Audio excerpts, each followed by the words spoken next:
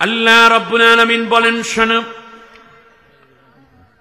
ফজর, জোহর, আসর, মাগরিব, ইশা এই 5 ওয়াক্ত নামাজ তোমরা সুন্দর করে আদায় করবা। আল্লাহর রাসূল সাল্লাল্লাহু আলাইহি ওয়াসাল্লাম বলেছেন, আল্লাহর কাছে শেষ জীবনে বারবার নবী দোয়া করতেন, আল্লাহুম্মা রযুকনি, বলেন আল্লাহুম্মা রযুকনি শাহাদাতান ফি সাবিলিক। নবী বলতেন, আল্লাহ তুমি আমাকে তোমার রাস্তায় শাহাদাতের মর্যাদা দিও। ওয়াহশুরনি ফি সুমরাতিল মাসাকিন, আল্লাহ তুমি আমাকে অসহায় গরিব মানুষের সাথে জান্নাতবাসী করে দিও। খেয়াল করুন, গরিবের সাথে নবী জান্নাতবাসী হতে চেয়েছেন। নবী এজন্য বলেছেন, ধনীরা যখন হিসাব নিয়ে ব্যস্ত থাকবে পুলসিরাতের গোড়ায়, তখন আমি আমার গরিব উম্মতকে নিয়ে 500 বছর আগে জান্নাতে চলে যাব। গরিব হওয়ার মধ্যে আপনার কোনো দুঃখ নাই, বরং কৃতিত্ব আছে। কিন্তু দুর্নীতি করে, অন্যায়ভাবে ক্ষমতা দখল করে, জনগণের মাল লুণ্ঠন করে, অবৈধ ব্যবসা করে, চোরা কারবারি করে, কিংবা মাদক কারবারি করে, গুন্ডামি করে, খুন করে, অথবা হাজার রকমের অন্যায় অবিচার করে ধনী হওয়ার চাইতে একেবারে ছোট্ট ঝুপড়ির ঘরের মধ্যে হালাল খানা খেয়ে থাকার মধ্যে মানুষের জন্য, নেককারের জন্য সবচেয়ে বড় শান্তি। ঠিক না বলেন? আল্লাহ রাব্বুল আলামিন বলেন, নামাজ কায়েম করো। তাহলে কয় ওয়াক্ত পাইলাম? 5 ওয়াক্ত। এবার আল্লাহ তাআলা বলেন, শোনো, ওয়ামিনাল লাইলি ইন্না কুরআনাল ফাজরি কানা মাশহুদা, সকালে কোরআন পড়বা, তার কারণ সকালের কোরআন তেলাওয়াত তোমার জন্য আমি আল্লাহর কাছে সাক্ষ্য হবে। সুবহানাল্লাহ। আগের দিনে ছোট্ট ছোট্ট কুঁড়ে ঘর বলেন, কিংবা 1 রুমওয়ালা বলেন, কাচারি ঘর বলেন, বাংলো বলেন, দোতলা বিল্ডিং বলেন, দোতলা টিনের ঘর বলেন, সব জায়গা থেকে ফজরের পরে মসজিদগুলো থেকে, মক্তবগুলো থেকে আল্লাহর কোরআনের আওয়াজ ভেসে আসতো। ঠিক কিনা? আগে যখন ছেলেকে বিয়ে করাতে যেত, বাবা বৃদ্ধ মানুষ কিংবা বাবা যখন ওই বাড়িতে যাইতো, মেয়েকে জিজ্ঞেস করতো, মাগো তুমি কোরআন শরীফ পড়তে পারো কিনা? তাহলে সূরা ইখলাসটা একটু শোনাও, কোরআনের প্রথম সূরাটা সূরা বাকারা থেকে একটু শোনাও। ছেলের মা এবং বাবা যখন শুনতে পেত মেয়েটা সুন্দর করে কোরআন তিলাওয়াত করে, এই দিকে বেশি পাশ দিক তেমন কিছু নাই, আর যখন শুনতো কোরআন তিলাওয়াতের পাশাপাশি 5 ওয়াক্ত নামাজ ঠিকঠাক মতো পড়ে, 2-1টা মাসআলা জিজ্ঞেস করে বলতো, তুমি আমার পুত্রবধূ হবা, কোনো চিন্তা নাই। এখন জিজ্ঞেস করে, পাশ করছো কি? লাফালাফি কইরা পুরস্কার কয়টা পাইছ? মেয়ের বাবা এবার দেখায়, আমার মেয়ে দেখেন লং জামে ফার্স্ট হয়েছিল, এই দেখেন। হ্যাঁ, মাইয়ে না জানো কি আনছি একটা। পুলিশের চাকরি আছে, কিংবা মামা পুলিশের চাকরি দেবে বলেছে, মেয়ে প্রাইমারিতে চাকরি করে। আমি চাকরি করা নিয়ে প্রশ্ন করছি না, কিন্তু আমার দুঃখটা ভিন্ন জায়গায়।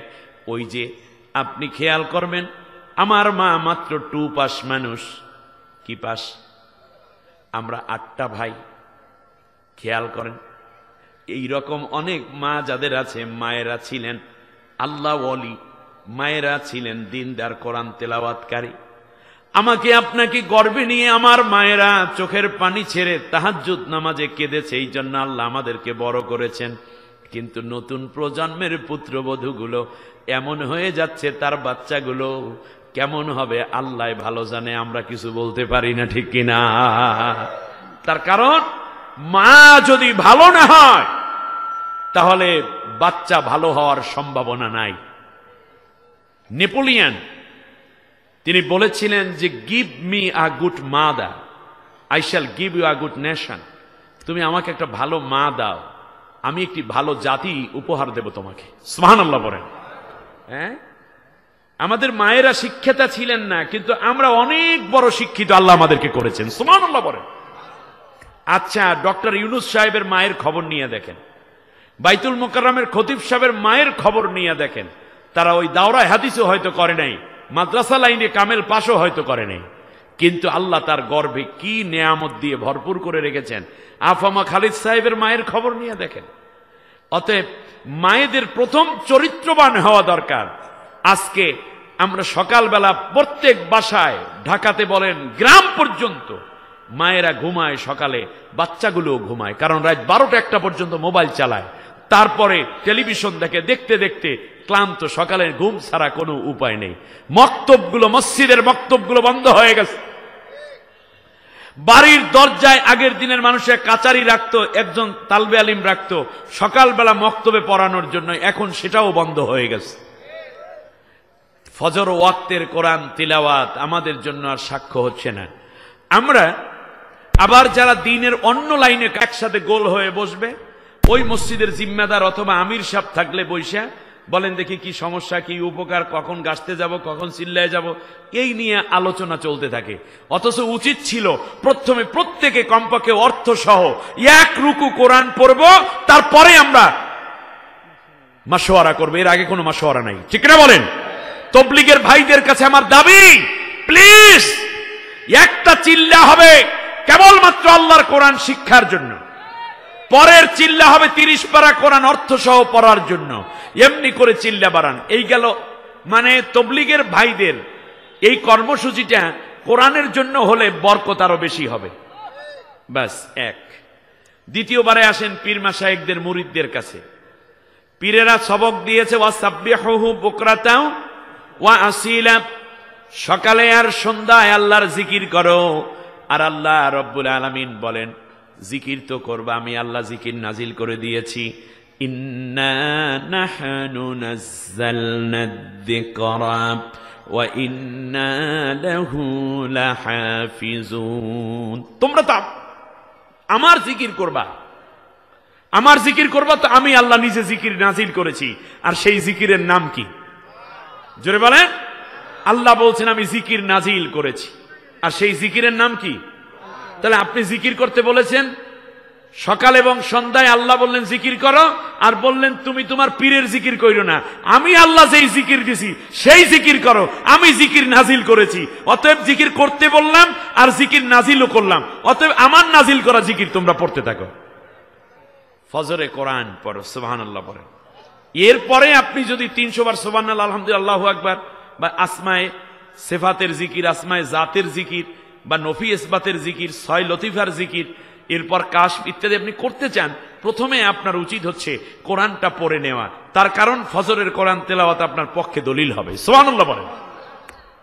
সকাল নষ্ট করলো মুরিদেরা সুবহানাল্লাহ আলহামদুলিল্লাহ জিকির দিয়ে, আল্লাহর জিকির বাদ দিয়ে। ওই যে সুবহানাল্লাহ আল্লাহর জিকির, কিন্তু আল্লাহ তাআলা বললেন এখন পড়তে হবে কোন জিকির? কোরআনের জিকির। জোরে বলেন কি? কোরআনের জিকির ফজর ওয়াক্তে। এজন্য নবী সাল্লাল্লাহু আলাইহি ওয়াসাল্লাম বলেছেন মা মিন শাফিঈন আফজালু মুনজিলাতান ইনদাল্লাহি ইয়াউমাল কিয়ামাতি মিনাল কোরআন লা নবী ওয়ালা মালাক ওয়ালা গায়র। কোরআনের মতো এত জোরালো সুপারিশ কিয়ামতের দিন কেউ বান্দার জন্য করতে পারবে না, না কোনো নবী তার উম্মতের জন্য, না কোনো ফেরেশতা, না অন্য কেউ। তার কারণ কোরআন যাকে সুপারিশ করবে তাকে জান্নাতে না নিয়ে কোরআন একা ছেড়ে থাকবে না। মান জাআলাহু আমামাহু কাদাহু ইলাল জান্নাহ। কোরআন যাকে সুপারিশ করবে, কোরআন সামনে সামনে যাইতে থাকবে, বান্দাকে জান্নাতে না নেয়া পর্যন্ত কোরআন তাকে একা ছেড়ে চলে যাবে না। কোরআন ফজরে আমরা এখন থেকে কোরআন পড়বো, আল্লাহ কবুল করুন, বলেন আমিন। ঘরের স্ত্রীকে কোরআন পড়তে বলুন, সন্তানকে কোরআনের জন্য উঠিয়ে ফেলুন। আমি বর্তমানে শিক্ষা ব্যবস্থার সংস্কার হচ্ছে, আমি দাবি করব, আমাদের ধর্ম উপদেষ্টার কাছে প্রথম বলবো, বাংলাদেশে মডেল মসজিদগুলো যত আছে প্রত্যেকটা মসজিদে ডিজিটাল স্টাইলে, বিশেষ করে আমি যে ডিজিটাল পদ্ধতিটা উদ্ভাবন করেছি, মাত্র 30 ক্লাস, যে কেউ কোরআন শিখে এখান থেকে বের হয়ে যেতে পারবে। কোটি কোটি টাকা খরচ করে এই মসজিদগুলো তৈরি হয়েছে, সুরম্য মসজিদ নিঃসন্দেহে। তো আমি চাই এই মসজিদগুলোতে সর্বপ্রথম ডিজিটাল স্টাইলে যে কোরআন পদ্ধতি আছে, আমার 10 মিনিট স্কুলে কোরআন শিক্ষা পদ্ধতি আছে। এরপর প্যানভিশন টিভিতে প্রায় 60 লক্ষ মানুষ একসাথে কোরআন শেখার সৌভাগ্য অর্জন করেছে। লিড একাডেমিতে আছে, কোডাস ট্রাস্টে আছে, এইরকম অনেকগুলো চ্যানেলে আমার কোরআন পদ্ধতি আছে। আমার বিশ্বাস এই মসজিদগুলোতে প্রথম পরীক্ষামূলক এই 500 মসজিদে বা যতগুলো মসজিদ আছে যদি ডিজিটাল পদ্ধতিতে কোরআন শিক্ষা কার্যক্রম শুরু হয়, এটা প্রভাব বিস্তার করবে। ওই মসজিদের ইমাম এবং খতিবকে শুধু মাত্র 10 দিনের একটা প্রশিক্ষণ দিতে হবে, তাহলেই আলহামদুলিল্লাহ ল্যাপটপের মাধ্যমে, প্রজেক্টরের মাধ্যমে মুসল্লিরা কোরআন শিক্ষার সুযোগ, যে কোনো বয়সের স্কুল, কলেজ, ইউনিভার্সিটি, বৃদ্ধ বৃদ্ধা সবাই কোরআন পড়তে পারবে। তাহলে আমাদের ঘরগুলো কোরআন, বাংলাদেশে প্রায় 3.5 লক্ষ মসজিদ আছে, এমন কোন মসজিদ থাকবে না যেই মসজিদে সকালবেলা কোরআনের তালিম হয় না। তাহলে বাংলাদেশের চেহারা চেঞ্জ হয়ে যাবে। তার কারণ এই বুনিয়াদী শিক্ষা ব্যবস্থা না থাকার কারণেই মূলত বাংলাদেশ আজ গাজার দেশে পরিণত হতে যাচ্ছিল, ঠিক না বলেন? দুর্নীতির দেশে পরিণত হতে যাচ্ছিল, সন্ত্রাসী দেশে পরিণত হতে যাচ্ছিল। যারাই মক্তবে পড়েছে জীবনে, তারা একটা পর্যায়ে গিয়ে আল্লাহর কোরআনের সাথে এবং সততার সাথে তাদের জীবন চলতেছে। শিক্ষা ব্যবস্থায় প্রাইমারি লেভেল থেকে আল্লাহর কোরআনের একটি সাবজেক্ট অবশ্যই যোগ করতে হবে। এর সাথে আপনারা একমত কিনা বলেন? আপনাদের বাচ্চারা প্রাইমারিতে যেই বাচ্চারা পড়ে, কিন্ডারগার্টেনে কিংবা এই রকম বিভিন্ন স্কুলে যেই বাচ্চারা পড়ে, সেই বাচ্চাদের মা বাবারা চায় তার শিশু কোরআন পড়ুক, ঠিক না বলেন? কিন্তু মক্তব্য বন্ধ, প্রাইমারি স্কুলেও এভাবে নাই। অপরদিকে টিউটার এনে পড়ায়, তাও 6 মাস 1 বছরও কিছু হচ্ছে না। অতএব বাংলা যেখানে পড়ানো হচ্ছে, ইংরেজি পড়ানো হচ্ছে, বাংলাদেশের মুসলমানদের টাকায় যেহেতু স্কুলের বেতন ভাতা আসে, সুতরাং আপনারা কি চান প্রাইমারি স্কুলে আপনাদের বাচ্চাদের, আপনার নাতি, আপনার ছেলে, আপনার মেয়ে, আপনার ভাগ্নি, আপনার ভাতিজা, আপনার ভাতিজি প্রাইমারি লেভেলেই তারা কোরআনটা শিখে ফেলুক? এটিকে আপনারা চান? সত্যিই চান? কে কে চান? 2টা হাত উঁচু করে আল্লাহকে দেখান। মাশাআল্লাহ, হাত উঁচু করে রাখেন। আমার দেশের মানুষ কি চায় এর সরকারকে অনুভব করতে হবে। আজকে এই হাজার হাজার জনতা এটাই চাচ্ছে যে তারা চায় প্রাইমারি লেভেলে কমপক্ষে আল্লাহর কোরআন শিক্ষাকে বাধ্যতামূলক করা হোক। বলেন আমিন। তাহলে এই ছেলেটি হাই স্কুল কলেজে যাবে, তখন সে দ্বীনি শিক্ষা সুন্দর করে বুঝে ইসলামের উপরে, ইমানের উপরে, সততার উপরে দুর্নীতিমুক্ত জীবন গঠনে অভ্যস্ত হয়ে উঠবে।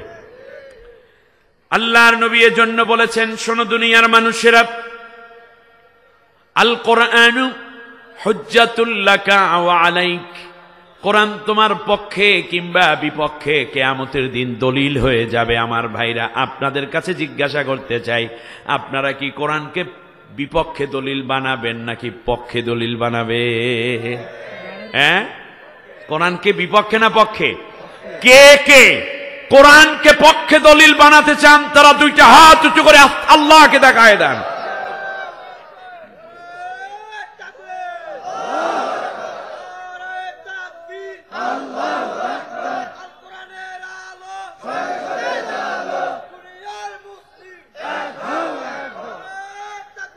আল্লাহ কবুল করুন, বলেন আমিন। আমি একটা জিজ্ঞেস করতে চাই, দেখি আপনাদের জ্ঞান বুদ্ধি অনেক ভালো। পরকালে আপনারা যদি কোরআনকে নিজের পক্ষে রাখতে চান, দুনিয়ায় থাকতে হবে কোরআনের বিপক্ষে না পক্ষে? তা আমি একটা স্লোগান দেই, দেখি আপনারা বোঝেন কিনা। বলেন, কোরআন আছে যেখানে, হয় নাই, আরো জোরে হতে হবে, এই আওয়াজটা যেন আল্লাহ কবুল করেন। বলেন আমিন। আরো জোরে বলেন, কোরআন আছে যেখানে, কোরআন নাই যেখানে, কোরআন আছে যেই দলে, কোরআন নাই যে দলে, কোরআন যে দলে নাই, ইন্নাল্লাযী লাইসা ফি জাওফি শাইউম মিনাল কোরআনি কাল বাইতিল খারিব, যেখানে কোরআন নাই সেখানে আছে শয়তানি, ওটা সারা ভিটার মতো, যেখানে থাকে সাপ, বিচ্ছু, ভূত, ঠিক না বলেন? আসুন না, আল্লাহ রাব্বুল আলামিন বলেন, শোনো, এই কোরআনের পক্ষে যদি না থাকো, তাহলে কিয়ামতের দিন নবী তোমার বিরুদ্ধে বাদী হয়ে মামলা করবে। কি হয়ে? বাদী হয়ে মামলা করবেন নবী। নাউজুবিল্লাহ পড়বেন না? ওয়াকালার রাসূলু ইয়া রাব্বি ইন্না কওমি ইত্তাখাযু হাযাল কুরআনা মাহজুরা, আল্লাহ রাব্বুল আলামিন বলেন সূরা ফুরকানের 30 নম্বর আয়াত, নবী আমি আল্লাহর কাছে মামলা করে বলবে, আল্লাহ এই আমার উম্মত নামদারি, সে কোরআন পড়ে নাই, স্কুল কলেজ ইউনিভার্সিটিতে পড়েছে, পিএইচডি হোল্ডার, ইঞ্জিনিয়ারিং কিংবা ডাক্তারি পড়েছে, কিন্তু কোরআনটা ধরে নাই, কোরআন পড়ে নাই, এই জন্যই উম্মতের বিরুদ্ধে আমি মামলা করলাম। ওই মামলা মোকাবেলা করে কি জান্নাতে যাইতে পারবেন? তাহলে নবীর মামলার আসামি এখানে অনেক আছেন, কষ্ট পাচ্ছেন আপনারা? অর্থাৎ নবীর মামলার আসামি আমরা হতে চাই না, অতএব কোরআনটা শিখতে হবে। আল্লাহ কবুল করুন, বলেন আমিন। এবং কোরআনও বলবে ইয়া রব্বাল আলামিন ইন্না আবদাকা হাদা ইত্তাখাযানি মাহজুরা ফাকদি বাইনি ওয়া বাইনাহু, আল্লাহ এই হলো তোমার সেই বান্দা যে দুনিয়া আমাকে পড়ে নাই, আমাকে ধরে নাই, অন্য পথে সময় ব্যয় করেছে, অতএব তার বিরুদ্ধে মামলা করলাম, আজকে তুমি বিচার ফয়সালা করে দাও। আল্লাহ তাআলা বলেন ঠিক আছে, আমি বিচার করে দিলাম। আল্লাযীনা কাফারু ওয়া কাযযাবু বিআয়াতিনা উলাইকা আসহাবুন নার হুম ফিহা খালিদুন। সূরা বাকারার 39 নম্বর আয়াত আল্লাহ বললেন কোরআনের সাথে যার সম্পর্ক নাই, মিথ্যা প্রতিপন্ন করেছে, যাও তুমি জাহান্নামে চলে যাও, অনন্তকাল জাহান্নামেই পড়ে থাকো। আল্লাহ আমাদের মাফ করুন, বলেন আমিন। কি ব্যাপার, আপনারা আমার উপর মন খারাপ করেছেন? সামনের আয়াতে আল্লাহ রাব্বুল আলামিন বলেন, শোনো নবী, ওয়া মিনাল লাইলি ফাতাহাজ্জাদ বিহি নাফিলাতাল লাক, রাতের নামাজ তুমি ছেড়ে দিও না। নবীজির উপরে তাহাজ্জুদ নামাজ পড়া ছিল ফরজ। বলেন তাহাজ্জুদ নামাজ কি ছিল? আমার দিকে তাকান। তাহাজ্জুদ নামাজ পড়া কি ছিল? নবীর উপরে ছিল ফরজ। কিন্তু বিশ্বনবী সাল্লাল্লাহু আলাইহি ওয়াসাল্লাম এক রাতে ঘুম থেকে উঠতে পারেন নাই, কারণ ঘুমাতে ঘুমাতে একটু বেশি রাত হয়ে গেছে, ফজরের ওয়াক্ত হয়ে গেছে। জিবরিল আলাইহিস সালাম এসে নবীজিকে বলছে, ইয়া রাসূলুল্লাহ, ইয়া হাবিবাল্লাহ, আপনি ঘুমাইয়া রইলেন, তাহাজ্জুদ নামাজ তো আর হলো না। আপনার এই ঘুমের মধ্যে আল্লাহ রাব্বুল আলামিন আপনার কান্নাও শুনতে পান নাই, ডাকও শুনতে পান নাই, এইভাবেই আপনি ঘুমাইয়া যাবেন, অথচ ফাঁক দিয়ে বহু উম্মত তখন জাহান্নামে চলে যাবে। আল্লাহর নবী বিছনা থেকে উঠে পড়লেন, ওঠার পরে চলে গেলেন পাহাড়ে। বিশ্বনবী সিজদার মধ্যে গিয়ে বলেন, রব্বুল আলামিন, আমার দুর্বলতা, আমার অক্ষমতা, এই কারণে তুমি আমার একটা উম্মতকেও জাহান্নামে নিও না। আল্লাহু আকবার।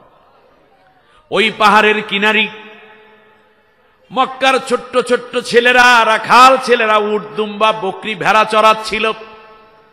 আল্লাহর নবী সিজদায় পড়ে কান্নার গুনগুন আওয়াজের কারণে উট দুম্বা গুলো মুখ উঁচু করে পাহাড়ের দিকে তাকিয়ে আছে, আর ওদের চোখ দিয়েও দরদর করে পানি ঝরে। একটা পর্যায়ে চলে আসলাম, মসজিদে নববীতে নবী নাই, জুহুর ওয়াক্তে নাই, ফজরে নাই, জুহুর ওয়াক্তে নাই, এমনি করে করে কয়েকটা ওয়াক্ত নামাজ কেটে গেল। আয়েশা রাদিয়াল্লাহু তাআলা আনহাকে জিজ্ঞেস করা হলো, ও উম্মাহাতুল মুমিনিন, আমাদের নবী কোথায়? বলল জানি না, ঘর থেকে বের হয়ে গেছেন, কোন দিকে গেছেন, কি অবস্থায় আছেন আমরা জানি না। সাহাবীরা মনে করেছে কাফেরেরা বুঝি নবীকে মেরে ফেলেছে। ফাতেমার চোখে পানি, হাসান হুসাইন অস্থির, আলী রাদিয়াল্লাহু তাআলা আনহু, ওমর, উসমান, তালহা, জুবাইর, খাব্বাব, খুবাইব, বেলাল, আরাত, আব্দুর রহমান বিন আওফ সহ সমস্ত সাহাবীরা চারদিকে ছোটাছুটি করছে, কোথাও নবীকে তেমন খুঁজে পাওয়া যায় না। হঠাৎ করে দেখা গেল 2-3টা রাখাল ছেলে কাঁদতে কাঁদতে বাড়ির দিকে ফিরতেছে। সন্ধ্যা প্রায় ঘনিয়েছে।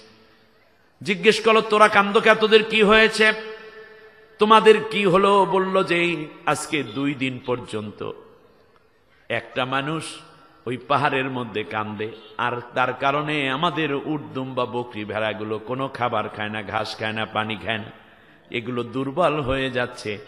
এখন মালিককে গিয়ে কি জবাব দেব, এই কারণে মালিকের দিকে যাচ্ছি। আবু বকর রাদিয়াল্লাহু তাআলা আনহুর বুঝতে বাকি রইল না, কে কান্দে আর কার বিরহে পশুগুলো চোখের পানি ছেড়ে কান্না করে। চলে গেল পাহাড়ের কিনারে, গিয়ে শুনতেছে আল্লাহর নবীর কান্না। আবু বকর রাদিয়াল্লাহু তাআলা আনহু আল্লাহর নবীর সিজদার মধ্যে মাথায় হাত দিয়ে বলে, ইয়া রাসূলুল্লাহ, আপনি বলেছেন হিজরতের সময় আবু বকর আমার সাথে যেই কয়টা রাত ছিল, 15টা রাত 15টা দিন ছিল। তামাম দুনিয়ার সমস্ত মানুষের ন্যাক যদি এক পাল্লায় দেয়া হয়, আর ওই 15 রাতের এক রাতের ন্যাকও যদি আর এক পাল্লায় দেয়া হয়, আমার আবু বকর আমার কঠিন দিনে, দুর্দিনে, বিপদ এবং ঝুঁকি নিয়ে যেই আমার সাথে চলেছিল, ওই এক রাতের নেকি যদি আর এক পাল্লায় দেয়া হয়, তামাম দুনিয়ার সব মানুষের নেকের চাইতে আবু বকরের এক রাতের নেকের পাল্লা ভারী হয়ে যাবে।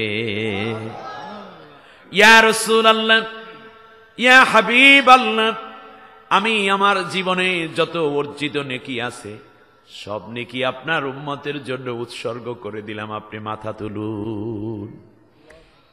নবী মাথা তুলেন না। ওমর চলে এসে বললে, ইয়া রাসূলুল্লাহ, আপনি কাঁদবেন না, আপনার কান্নায় গোটা নগরী, গোটা জনপদ ভারাক্রান্ত হয়ে উঠেছে। ইয়া রাসূলুল্লাহ, আপনি বলেছেন আমার পরে যদি কোনো নবী কিংবা রসুল হতো তাহলে ওমর হতো। আমি আপনাকে হত্যা করার জন্য গিয়েছিলাম, আপনার সুন্দর চেহারা, আপনার এই মায়াবী চাহনি, আপনার দরদ মাখা হৃদয়ের কথাগুলো শুনে শুনে আমি মুসলমান হয়ে গেছি। ইয়া রাসূলুল্লাহ, আমার জীবনের নেকিগুলো আপনার উম্মতের জন্য বরাদ্দ থাকবে, আপনি মাথা তুলুন। এমনি করে সমস্ত সাহাবীরাই কথা বলছেন। সবাই ভাবলো কাজ হবে না, ফাতেমাকে নিয়ে আসো, কারণ ফাতেমার কান্নার আওয়াজ আল্লাহর নবীর মাথা তুলতে সাহায্য করবে। হযরতে ফাতেমাতুজ জোহরা রাদিয়াল্লাহু তাআলা আনহা এসে বলেন, আব্বা, আপনি বলেছেন সাইয়্যিদাতুন নিসাই আহলিল জান্নাহ, আমি হচ্ছি জান্নাতের সমস্ত নারীদের সর্দারিনী, আমার নেতৃত্বে নারীরা জান্নাতে যাবে। আব্বু গো, আপনি মাথা তুলুন, আপনার যত উম্মত মহিলা আছে সবাইকে আমি জান্নাতে না নিয়ে আমি একা জান্নাতে প্রবেশ করব না। কথা চলতে থাকলো। হযরতে হাসান হুসাইন দুই ভাই দুই পাশে এসে নানার গালের মধ্যে চুমা দেয়, কানের মধ্যে চুমা দেয়, আর বলতেছে, নানা, আপনি তো বলেছেন আমরা শহীদ হয়ে যাব, আমরা দুইও ভাই শহীদ হব। শাহাদাতের এই মর্যাদাটুকু আল্লাহর কাছে অনেক বেশি জানি, সুতরাং আজ ওয়াদা দিলাম, আপনি বলেছেন শাবাবি আহলিল জান্নাহ, আপনি বলেছেন হাসান হোসাইন হচ্ছে যুবকদের সর্দার হয়ে জান্নাতে তাদেরকে নিয়ে যাবে, সুতরাং ওয়াদা দিলাম আপনার একজন যুবক উম্মতকেও জাহান্নামে রেখে আমি হাসান, আমি হোসাইন জান্নাতে যাব না। আল্লাহর নবী মাথা তুললেন। তাহাজ্জুদ নামাজ নবীর কাজা হয়, আর একদিন নবী ঘুমিয়ে পড়ে আছেন, উঠতে পারছেন না। আল্লাহ রাব্বুল আলামিন ডাক দিয়ে বলেন, ইয়া আইয়ুহাল মুদ্দাসসির কুম ফাআনযির রাব্বাকা ফাকাব্বির, ও নবী আর ঘুমায়েন না, এবার দাঁড়ান। আর একদিন আল্লাহর নবী তাহাজ্জুদে ঘুমায়। মানুষ নবী, বিশ্ব নবী, ক্লান্তি আছে, ভাবনা আছে, আল্লাহর নবী ঘুম থেকে উঠছেন না। আল্লাহ রাব্বুল আলামিন ডাক দিয়া বলেন, ইয়া আইয়ুহাল মুজাম্মিল, ও চাদর আবৃত, এবার দাঁড়ান, দাঁড়াইয়া যান। তার কারণ হচ্ছে তাহাজ্জুদের ওয়াক্ত কেটে যায়। বিশ্বনবী সাল্লাল্লাহু আলাইহি ওয়াসাল্লাম আল্লাহর কাছে বললেন, রব্বুল আলামিন, আমার নিজেরই যেহেতু তাহাজ্জুদ মাঝে মাঝে কাজা হয়ে যায়, নিয়মিত যদি আমি পড়ে যাই আমার উম্মতের উপরেও হয়তো এটা ফরজ হয়ে যাইতে পারে, অতএব আল্লাহ তুমি আমার উম্মতের জন্য এই নামাজটাকে সহজ করে দাও। এইটাকে সুন্নত করা হয়েছে, তবে মনে রাখবেন এই পৃথিবীতে যত নফল ইবাদত আছে তার মধ্যে সবচেয়ে সেরা ইবাদতের নাম তাহাজ্জুদের নামাজ। আল্লাহর নবী বলেন, শেষ রাতে আল্লাহ রাব্বুল আলামিন এই আসমানের উপরে চলে আসেন, আমাদের মাথার উপরে এসে ডাক দিয়া বলেন, কে আছো জীবনের গুনাহগুলো মাফ করাইয়া নেবা, আমার কাছে এই সময় চাও, আমি আল্লাহ মাফ করার জন্য চলে এসেছি। কে আছো গরিব, ধনী হইতে চাও, হালাল পথে আমি আল্লাহ তোমাকে ধনী করে দেব। কে আছো অনেক রোগাক্রান্ত, আমি আল্লাহ তোমাকে শেফা দিয়ে দিব। কে আছো ঋণগ্রস্ত, আমার কাছে দোয়া করো, চোখের পানি ছাড়ো, আমি আল্লাহ রব্বুল আলামিন ঋণ মওকুফ করার জন্য তোমাকে তৌফিক দিয়ে দেব। কে আছো স্ত্রী নিয়ে সমস্যায়, কোন স্ত্রী আছো স্বামীকে নিয়ে সমস্যায়, আসো আমি আজকে তোমাদের মধ্যে মহব্বত তৈরি করে ভালোবাসার বন্ধন জোড়া লাগিয়ে দিব। কে আছো সন্তান অসুস্থতার পেরেশানিতে, আমার কাছে কান্না করো, আমি আল্লাহ রব্বুল আলামিন তোমার সন্তানকে সুস্থ করে দেব। এমনি করে করে আল্লাহ রব্বুল আলামিন ডাক দিতে থাকেন। যখন কোন বান্দা বান্দি তাহাজ্জুদ নামাজে দাঁড়িয়ে যায়, নবীজি এই ক্ষেত্রে বলেছেন স্বামী স্ত্রী দুইজন যদি একসাথে তাহাজ্জুদে দাঁড়ায়, দাঁড়ানোর আগেই কবুল একটা হজ এবং কবুল একটা উমরার সওয়াব দুইজনের আমল নামায় আল্লাহ দান করে দেন। চাচা মিয়া চাচিকে নিয়ে দাঁড়ান, ভাইজান ভাবিকে নিয়ে দাঁড়িয়ে যান। ভাই যদি উঠতে না চায়, ভাবি হাতের মধ্যে একটু পানি নেন, চেহারার মধ্যে ছিটাইয়া দেন। নবী এটা করতে বলেছেন, এটা সুন্নাহ। আমার ভাইরা, যদি স্বামী বেশি ক্লান্ত থাকে তাহলে ডিস্টার্ব করার দরকার নাই, বাতি নেভানো থাকবে। সেজদার মধ্যে গিয়ে আল্লাহর কাছে কান্দুন, নিজের মনের আবেগের কথাগুলো শুনুন। আল্লাহ তখন ডাক দিয়ে বলে, আমার ফেরেশতারা রে, তামাম দুনিয়ার সব মানুষগুলো ঘুমাইয়া গেল, কিছু কিছু মানুষ, ওই দেখ লালমনিরহাটের মানুষ, কুড়িগ্রামের মানুষ, বরিশালের মানুষ, টাঙ্গাইলের মানুষ, মেহেরপুরের মানুষ, সিলেটের মানুষ, কক্সবাজারের, এই রকম কত মানুষ তাহাজ্জুদে দাঁড়ানো থাকে, সেজদায় এবং রুকুতে কান্না করে। আল্লাহ রব্বুল আলামিন বলেন, আমার ফেরেশতারা ওই কেরে আল্লাহ, তুমি তো ওনার পরিচয় জানো। আল্লাহ রব্বুল আলামিন বলেন, না, তোরা একটু পরিচয় দে। তখন ফেরেশতারা বলে, আল্লাহ অমুকের পুত্র অমুক, অমুকের কন্যা অমুক, কিংবা অমুকের স্ত্রী অমুক। এই কথাগুলো বলার পর আমার বান্দা, আমার বান্দিটা কান্দে কেন? আল্লাহ আমাদের চাইতে তুমি তো ভালো জানো। আল্লাহ রব্বুল আলামিন বলেন, না না, তোদের কাছ থেকে একটু জানতে চাই। আল্লাহ তাআলা তোমার ভয়ের কারণে কান্দে। আর কেন কান্দে? আল্লাহ তোমার রহমত পাওয়ার আশায় কান্দে। আল্লাহ রব্বুল আলামিন আবার জিজ্ঞেস করেন, আমার এই বৃদ্ধ বান্দাটা দাড়ি চুল পেকে গেল, তার দাড়িগুলো ভিজাইয়া ভিজাইয়া আমার কাছে ঠোঁট বাঁকা করে কান্দে, সেজদার মধ্যে মুনাজাত করে। কেন কান্দে?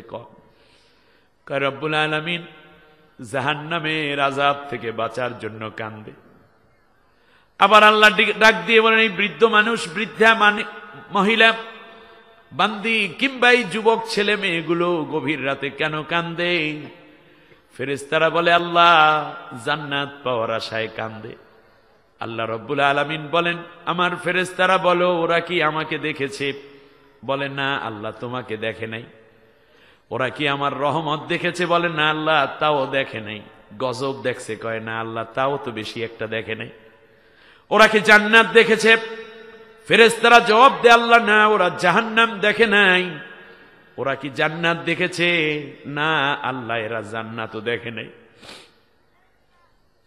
আল্লাহ রব্বুল আলামিন ডাক দিয়া বলেন, আমার ফেরেশতারা, আমার এই বান্দা বান্দিগুলো আমাকে দেখলো না, আমার রহমত এবং গজব সরাসরি দেখলো না, আমার জান্নাত কিংবা আমার জাহান্নাম দেখলো না, অথচ আমার কাছে চোখের পানি ছেড়ে কান্দে। তোরা সাক্ষী থাক, আমি আল্লাহ রব্বুল আলামিন ক্রন্দনরত, সেজদারত, মুনাজাতরত, রুকুরত, তেলাওয়াতে যারা কান্দে, সব মানুষের জীবনগুলো, প্রত্যেকের জীবনের যত গুনাহ আছে, এই ক্রন্দনরত সব বান্দা বান্দির জীবনের সব গুনাহ আমি আল্লাহ মাফ করে দিলাম।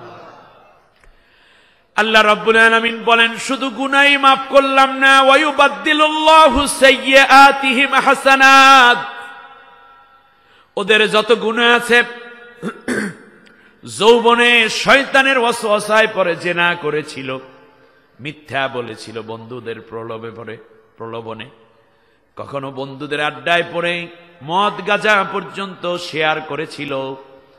আজকে আমি আল্লাহ রব্বুল আলামিন ওদের জীবনে যত গুনাহ ছিল, সব গুনার জায়গাগুলো ওদের চোখের পানি দেখে এত বেশি সন্তুষ্ট হলাম, ওদের গুনাহ মাফ কইরা গুনার জায়গাগুলো নেক আমল দিয়ে ভরপুর করে দিলাম।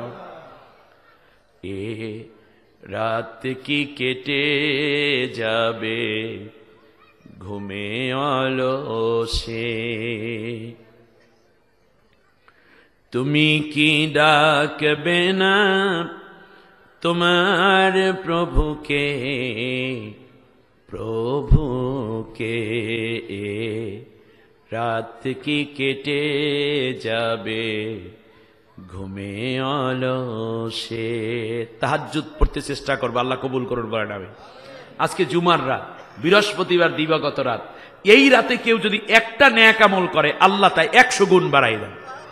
কমপক্ষে 2 রাকাত তাহাজ্জুদ না পড়ে ঘুমাবেন না, মনে থাকবে আপনাদের? সিজদায়ে নত হও, অশ্রু ছাড়ো, আল্লাহর শরণে হৃদয় গাড়ো,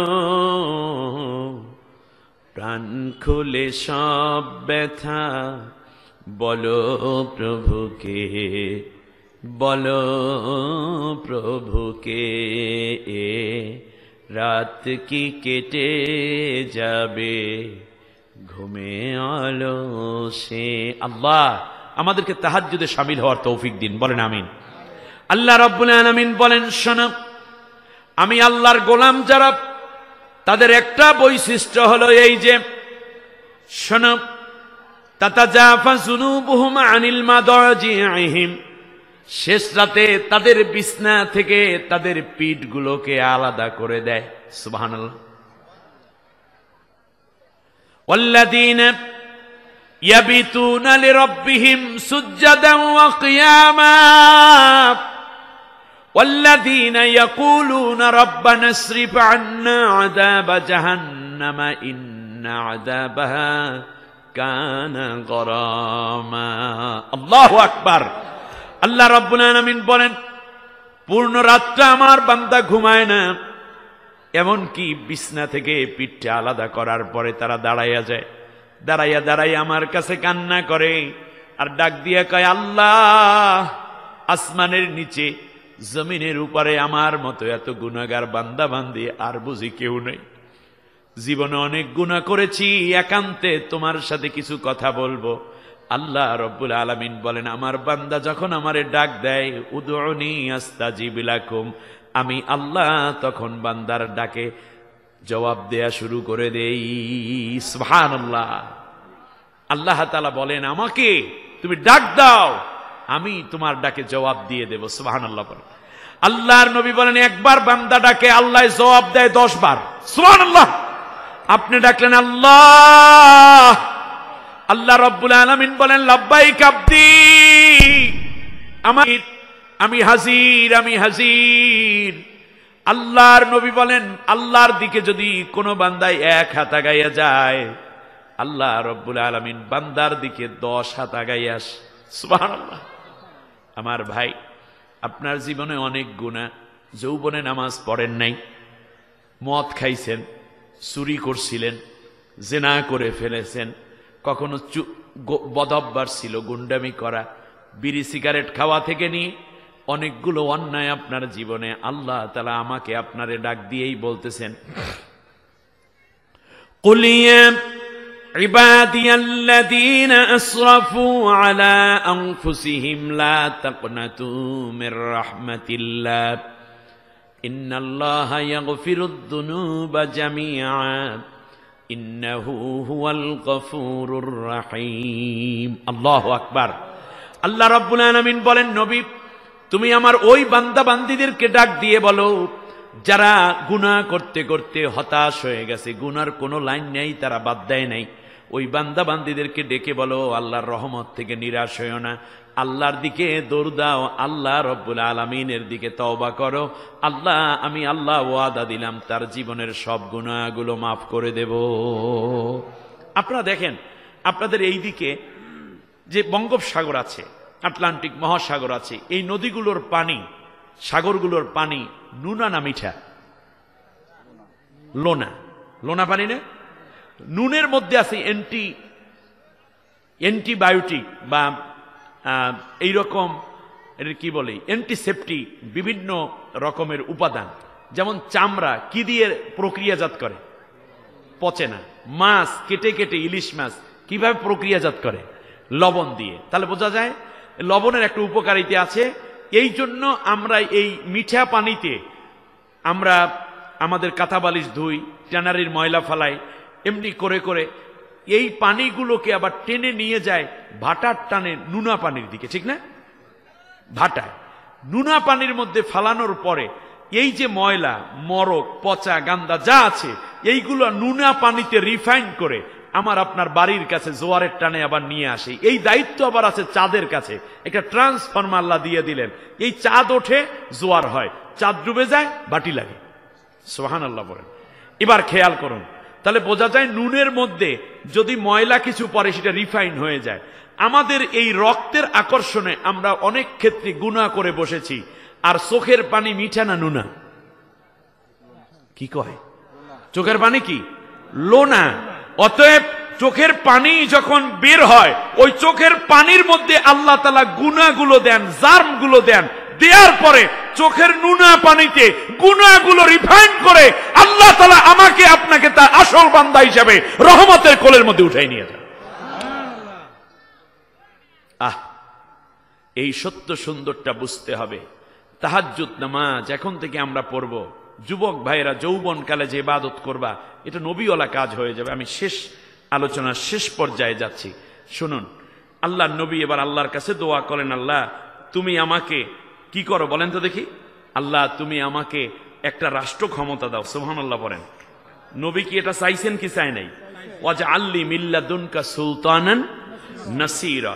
শুধু কি তাই, আমাদের ইব্রাহিম খলিলুল্লাহ আলাইহিস সালাম ও রাষ্ট্র ক্ষমতা ছিলেন। তার কারণ রাষ্ট্র যখন ইসলামিক হয় তখন আপনার ইসলাম ছাড়া আপনি কিছুই পান না, বিধায় আপনি সব সময় মুসলমান অবস্থায় থাকেন।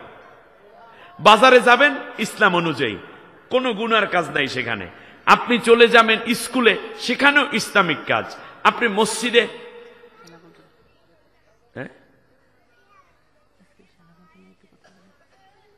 সেখানে আপনার দেখা গেল যে আলহামদুলিল্লাহ সেখানেও আপনি দোকানে যাবেন, সেখানেও ইসলাম। রাস্তায় নামবেন, সেখানেও ইসলাম অনুযায়ী নারীরা চলে, ছেলেরাও ইসলাম অনুযায়ী চলে। ফলে দেখা যাচ্ছে এই জায়গায় আপনার ইসলাম পালন করতে আর কোনো অসুবিধা নাই। এই জন্য আল্লাহ নবী মক্কায় ইসলামী রাষ্ট্র করতে পারেন নাই।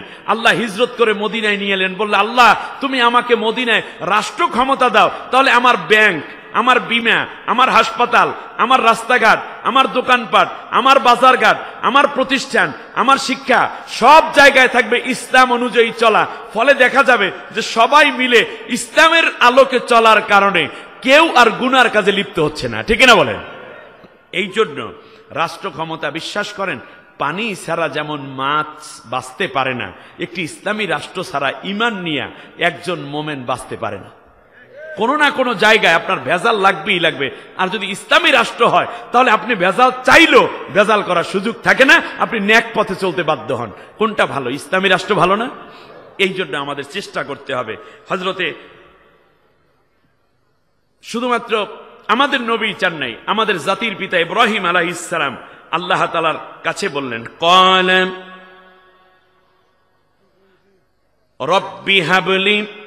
রব্বি হাবলি হুকমান ওয়া আলহিকনি বিস-সালিহিন। আল্লাহ তুমি আমাকে একটা রাষ্ট্র ক্ষমতা দাও যেখানে আমি নেককার মানুষ তৈরি করব আর নেককারদের সাথে থাকবো। সুবহানাল্লাহ পড়বেন না? আল্লাহ রাব্বুল আলামিন বলেন, শোনো, ইব্রাহিমের দোয়া আমি কবুল করলাম। ফাকাদ আতাইনা আলা ইব্রাহিমাল কিতাবা ওয়াল হুকমা ওয়া আতাইনাহুম মুলকান আযীমা। আমি আল্লাহ তাআলা তাকে হিকমত দিলাম, আল হিকমা, কিতাব আল হিকমাতা, হিকমত দিলাম, কিতাব দিলাম, এবং তাকে একটা বড় রাষ্ট্র বানাইয়া বড় রাষ্ট্রের প্রধান হিসাবে আমি আল্লাহ দায়িত্ব দিলাম। সুবহানাল্লাহ বলেন। সেই সময়কার ইরাক, ইরান, সেখান থেকে ধরে মিশর পর্যন্ত, মাঝখানে জর্দান, তারপরে ফিলিস্তিন, এই বিশাল ভূখণ্ড জুড়ে আল্লাহ রব্বুল আলামিন ইব্রাহিম আলাইহিস সালামকে রাষ্ট্রপ্রধানের দায়িত্ব দিয়েছিলেন। আমরা জানি ইব্রাহিমকে আগুনে ফেলাইছে, আর মনে হয় সুবহানাল্লাহ আলহামদুলিল্লাহ জিকির করত। তিনি যে এই বিশাল রাষ্ট্রপ্রধান ছিলেন আমরা জানি না। অথচ আল্লাহ রব্বুল আলামিন সূরা শুআরার 83 নম্বর আয়াত, সূরা বাকারার 112 নম্বর আয়াত এবং সূরা নিসার 54 নম্বর আয়াতে তার বিশাল রাষ্ট্রের বর্ণনা দান করেছে। আল্লাহ রব্বুল আলামিন বলেন, শোনো, সুলাইমান আমার কাছে রাষ্ট্র চাইল। ক্বালা রব্বি গফিরলি ওয়াহাবলি মুলকান লা ইয়ামবাগি লিআহাদিম মিন বা'দি ইন্নাকা আনতাল ওয়াহ্হাব। সূরা সদের 35 নম্বর আয়াতে আল্লাহ রাব্বুল আলামিন বললেন, আমি আল্লাহ তাআলা, আমি আল্লাহর কাছে, সুলাইমান বলল, আল্লাহ তাআলা তুমি আমাকে একটা এমন রাষ্ট্র দাও যেই রাষ্ট্র পৃথিবীতে তুমি কাউকে আর কোনো দিন দিবে না, অর্থাৎ তামাম দুনিয়ার বাদশা বানাই দিলেন আল্লাহ তাআলা সুলাইমানকে। সুলাইমানও রাষ্ট্র ক্ষমতা চাই, ঠিক কিনা বলেন? তার রাষ্ট্র ক্ষমতায় যাইতে চাওয়া এটা জামাত ইসলামের সুন্নত, সরমনাইর সুন্নত, হেফাজতের সুন্নত নাকি নবীদের সুন্নত?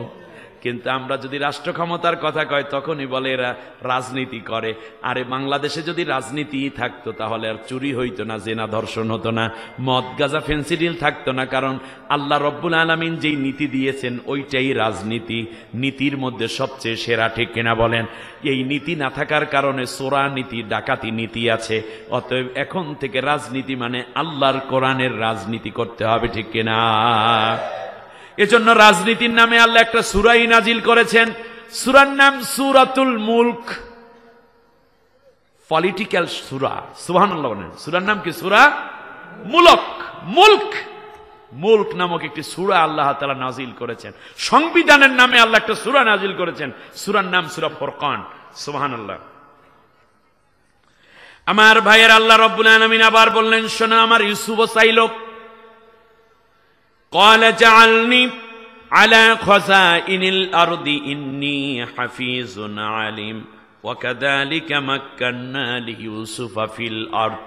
আল্লাহ রাব্বুল আলামিন বলেন, মন্ত্রিত্ব চাইয়া নিল আমার ইউসুফ আজিজ মিশরের কাছ থেকে। ও বাদশাহ, আমাকে দুইটা মন্ত্রণালয় দেন। একটা হলো এই যে আমাকে খাদ্য মন্ত্রণালয় দিবেন, আর ভূমি মন্ত্রণালয় দিবেন, কৃষি মন্ত্রণালয় দিবেন। বাংলাদেশের সাবেক আমিরে জামাত শহীদ মতিউর রহমান নিজামী একসময় কৃষি মন্ত্রণালয় দায়িত্বে ছিলেন, ঠিক কিনা বলে? আমার ভাইয়েরা, এবারে আসি আমরা। আল্লাহ রাব্বুল আলামিন আবার বললেন, শোনো, তোমরা নিজেরাও রাষ্ট্র ক্ষমতায় যাওয়ার জন্য নবীদের অনুপস্থিতিতে নবীর উম্মতেরা চেষ্টা করবা। রব্বানা হাব লানা মিন আজওয়াজিনা ওয়া যুররিয়াতিনা কুররাতা আয়ুন ওয়াজআলনা লিল মুত্তাকিনা ইমামা। এই দোয়া পড়ে কিনা? ইমাম সাহেব পড়ে না? আমরা পড়ি না? পড়ি। অর্থ কি জানেন? যে আল্লাহ তাআলা তুমি আমার সন্তানদেরকে, আমার স্ত্রীকে, আমার সন্তানকে তুমি আমার চক্ষু শীতলকারী বানাইয়া দাও। ওদের আচরণ, ওদের ব্যবহার দেখে যেন আমার কলিজা শীতল হয়, ঘরে এসে যেন আমার টেনশনে পড়তে না হয়। আর একটা কথা আছে আল্লাহ, সেটা হচ্ছে তুমি আমাকে নেককার মানুষদের নেতা বানাই দাও। দেখেন, নামাজের মধ্যে ইমাম সাহেব নেতা হওয়ার জন্য আল্লাহর কাছে মুনাজাতে দোয়া করলো, মুসল্লিরা আমিন বলল। আর বাইরে যখন বলা হয় আল্লাহর আইন চাই, সৎ লোকের শাসন চাই, আল কোরআনের আলো সংসদে চলো, তখন ইমাম সাহেব রুমালটা মাথায় দিয়ে অন্যদিকে চলে যায়। কেউ যদি দেখে আবার কয় যে হুজুর, তাহলে আপনি কি ওই দল করেন নাকি? তাহলে তোমার চাকরি নট। এইরকম কাপুরুষ কোনদিন মসজিদে ইমাম হওয়ার যোগ্য নয়। বরং ইমাম সাহেবের নেতৃত্বে মুসল্লিরা মসজিদ থেকে বের হওয়ার কথা ছিল, যে আমরা সৎ লোকের শাসন চাই, আল্লাহর আইন চাই। কারণ আপনি তো বলেছেন ওয়াজআলনি মিন লাদুনকা সুলতানান নাসিরা, নবীর এই আয়াতও পড়েন। আবার এই যে আয়াতগুলো, এগুলোও তো নামাজের মধ্যে সে পড়ে। আর শেষকারে বলল ওয়াজআলনা লিল মুত্তাকিনা ইমামা, নেককারদের ইমাম বানাও। আরে কি শুধু নামাজের ইমাম মিয়া? সেইটা না তো, এটা সমাজেরও ইমাম বানাতে হবে। আল্লাহ নবী সাল্লাল্লাহু আলাইহি ওয়াসাল্লাম 10 বছর পর্যন্ত আল্লাহর কোরআন দিয়ে দেশ চালাইছেন। এটা কি নবীওয়ালা কাজ নয়? কথা বলেন না?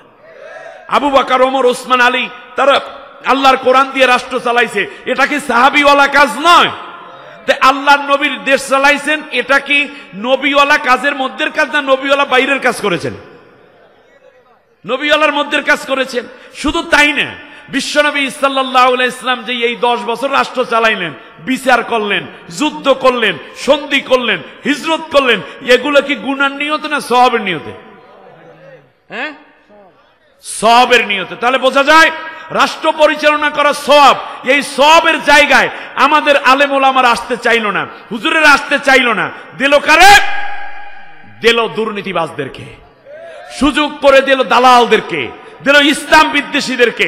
এই জন্য বিগত 18 বছর হুজুরেরা যেই মাইর খাইছে, তারপরেও যদি হুঁশ না হয়, ঐক্যবদ্ধভাবে আগামী পার্লামেন্টে আল্লাহর কোরআনের রাজ কায়েমের জন্য যদি সুপারিশ না করেন, তাহলে ভাগ্যে আরো খারাপ হইতে পারে, আমি আশঙ্কা করছি।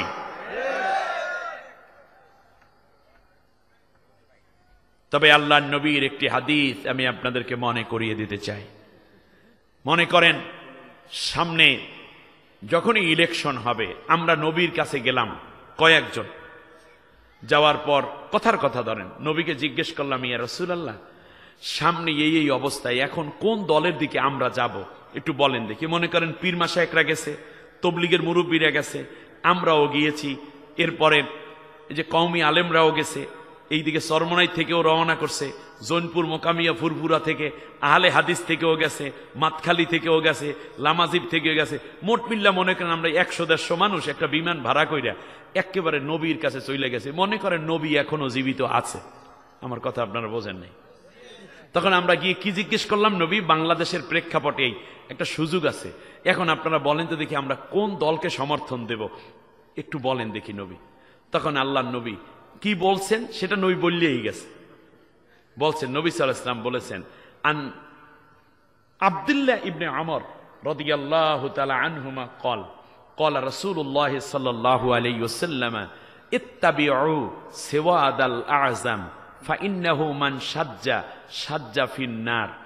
শোনো আমার উম্মতেরা, একটি রাষ্ট্রের মধ্যে অনেকগুলো ইসলামী দল থাকতে পারে, মতের পার্থক্য থাকতে পারে, তবে মনে রেখো যেই দলটি সেওয়াদ আল আজম মানে হচ্ছে যেই দলটি ইসলামী রাষ্ট্র কায়েম করবে এই ক্ষেত্রে আগাইয়ে আছে, বড় হয়েছে যেই দলটি, যাদের মধ্যে ডাক্তার আছে, ইঞ্জিনিয়ার আছে, ব্যারিস্টার আছে, যাদের মধ্যে পররাষ্ট্রমন্ত্রীও হইতে পারে, স্বরাষ্ট্র মন্ত্রী হইতে পারে, যাদের মধ্যে পুলিশ, র্যাব, গোয়েন্দা, ডিবি, ডিএসবির সব লোক আছে, বিভিন্ন ইউনিভার্সিটির ভাইস চ্যান্সেলর হতে পারে, প্রেসিডেন্ট হতে পারে, এমনকি তারা মন্ত্রী হইতে পারে, মেম্বার হইতে পারে, চেয়ারম্যান হইতে পারে।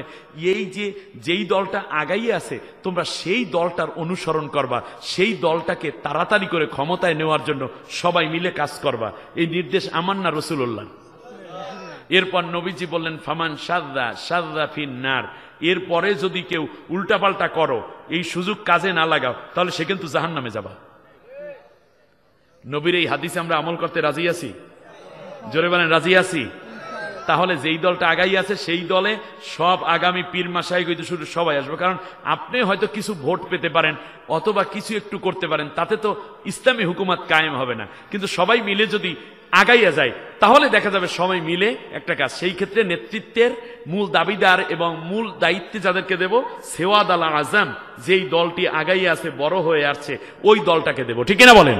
এই ভুল যেন আবার করতে না যাই, সেই জন্য আমরা বড় দলকে সামনে রেখে এগিয়ে যেতে চাই। আল্লাহ কবুল করুন, বলেন আমিন। যারা পিছিয়ে যাবে তারা যাবে কোথায়? এটা আমার ঘোষণা নাকি? এটা নবীজির ঘোষণা। আল্লাহু আকবার। এখন আপনারা বুদ্ধিমত্তার সাথে সামনে আগাইয়েন। এরপরে রাসূল সাল্লাল্লাহু আলাইহি ওয়াসাল্লাম, আল্লাহ রাব্বুল আলামিন এরপর আবার বলতেছেন, শোনো, আল্লাহ সুবহানাহু ওয়া তাআলা আবার বলছেন, তালুত বাদশাকে আমি রাজত্ব দিয়েছিলাম। ক্বালু,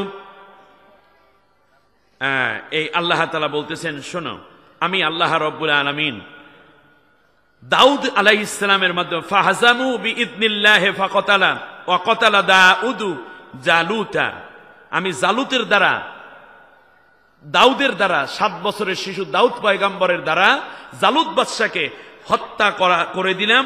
এরপরে ওয়া আতাহুল্লাহুল মুলকা ওয়াল হিকমাতা ওয়া আল্লামাহু মিম্মা ইয়াশা। আল্লাহ রাব্বুল আলামিন বলেন, এরপর আমি তালুতকে ওই রাষ্ট্রের রাজত্ব দান করেছি। সুবহানাল্লাহ পড়েন। মুসা আলাইহিস সালামের ব্যাপারে আল্লাহ রাব্বুল আলামিন বলতেছেন, শোনো, আমিও তাকে তামাম দুনিয়ার মধ্যে বড় একটা জায়গার বাদশাহিত্ব দান করেছিলাম।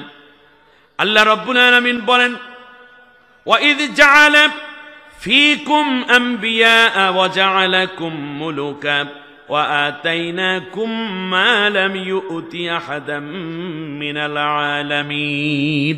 আমি মুসাকেও বড় একটা রাষ্ট্র ক্ষমতা দান করেছিলাম। বাদশা যুলকারনাইন, আপনার নাম শুনেছেন?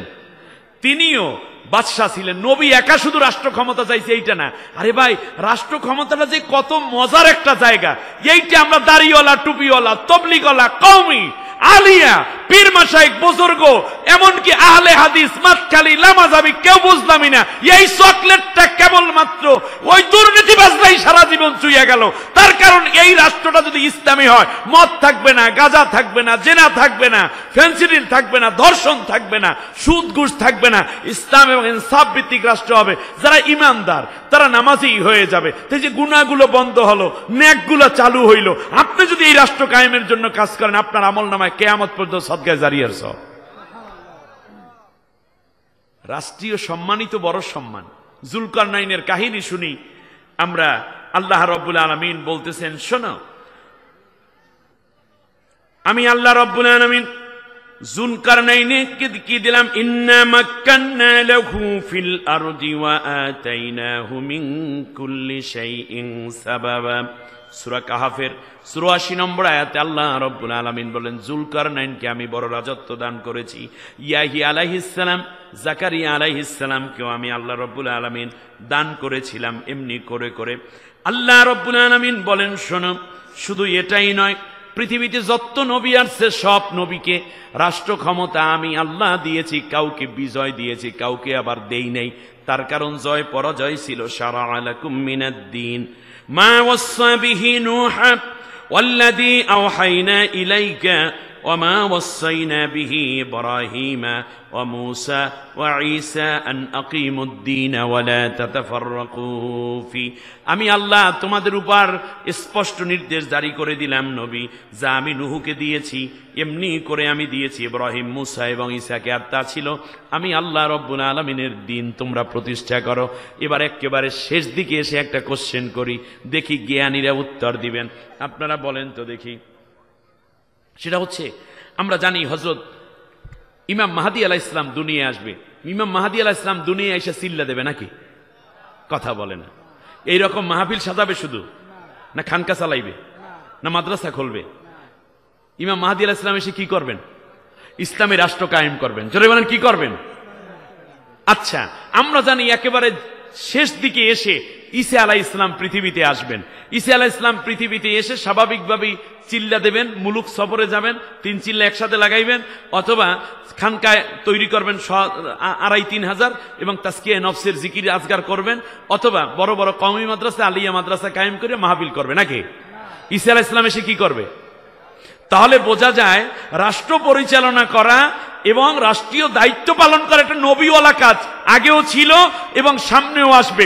মাঝখানে আমরা এই রাষ্ট্র পরিচালনার চিন্তা ভুলে যাওয়ার কারণে এখানে ধর্মনিরপেক্ষ মতবাদ, সংকীর্ণ জাতীয়তাবাদ, কমিউনিজম, পুঁজিবাদ, সমাজতন্ত্র, নাস্তিকবাদ ঢুকে পড়েছে। অতএব আগামীর সময়গুলোকে আমরা যেন কাজে লাগাতে পারি, আল্লাহ তাআলা তৌফিক দান করুন। নামাজের সুরাতে সবাই বসে পড়েন, রাস্তায় এবং দূরে যারা আছেন সে ভাইয়েরা বসুন। এখন আমরা মুনাজাতের দিকে চলে যাব। আল্লাহ আমাদের সবাইকে এই মাহফিলকে মঞ্জুর করে নিন। একবার আলহামদু, 3 বার কুল হুয়াল্লাহ পড়েন, কবর জিয়ারত নিয়ত করে। রাস্তাঘাটে দোকানপাটে যারা আছেন ওনাদের সাথী কে? আপনাদের কোনো সন্দেহ আছে নাকি? যারা হাঁটতেছেন ওনাদের সন্দেহ আছে?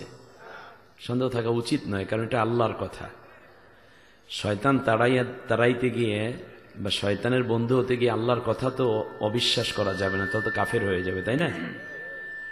তো সেজন্য এটা যেহেতু আল্লাহ তাআলার কথা আমরা বিশ্বাস করি, আল্লাহ এই জন্য বলেছেন ফায়াদিল্লুনাহুম আনিস সাবিলি। এই শয়তান আমার এই পথ থেকে, কোরআনের পথ থেকে আমার এই বান্দাটাকে পথভ্রষ্ট করে দেয়, গোমরা করে দেয়। ওয়াহসাবুনা আন্নাহুম মুহতাদুন, আর তারা মনে মনে ভাবে আমি তো হেদায়েতের উপরেই আছে। সে মনে মনে কিন্তু ভাবে, ওদিকে বিড়ি টানছে, রাস্তায় হাঁটছে, গল্প করছে, চা খাচ্ছে, আর মনে মনে ভাবে আমি তো মাহফিল শুনতেই আছি। আসলে সে কিছুই শোনে নাই, কারণ এই বক্তব্য কার? আল্লাহ। অপরদিকে আল্লাহ তাআলা একটা বড় দুঃসংবাদ দিয়েছেন। দুঃসংবাদটা হলো,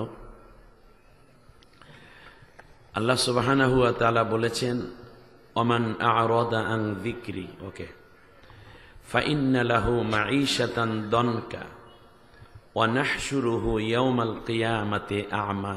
আল্লাহু আকবার। খুব বড় দুঃসংবাদ, খুব বড় দুঃসংবাদ। সেটা হচ্ছে যে যারা আমার কোরআনের দাওয়াত পাওয়ার পরেও কোরআনের জায়গা থেকে অন্য পথে, অন্য মতে, অন্য দিকে, অন্য রং এবং ঢঙে চলবে, অন্য আদর্শ এবং চিন্তাকে লালন করবে, আমি আল্লাহ তাআলা দুনিয়ার জীবনে তাদের পারিবারিক শান্তি দেব না, অশান্তিতে ভরপুর করে দেব। আপনি দেখবেন ধনীদের বউরাই শুধু, অনেকে কোনো ধনীর বউই শুধু তার কথা অমান্য করে এটা না, রিক্সাওয়ালার বউও তার স্বামীর কথা অমান্য করে, আছে না নেই? মূল উদ্দেশ্য হচ্ছে তারা কোরআন থেকে দূরে চলে গেছে।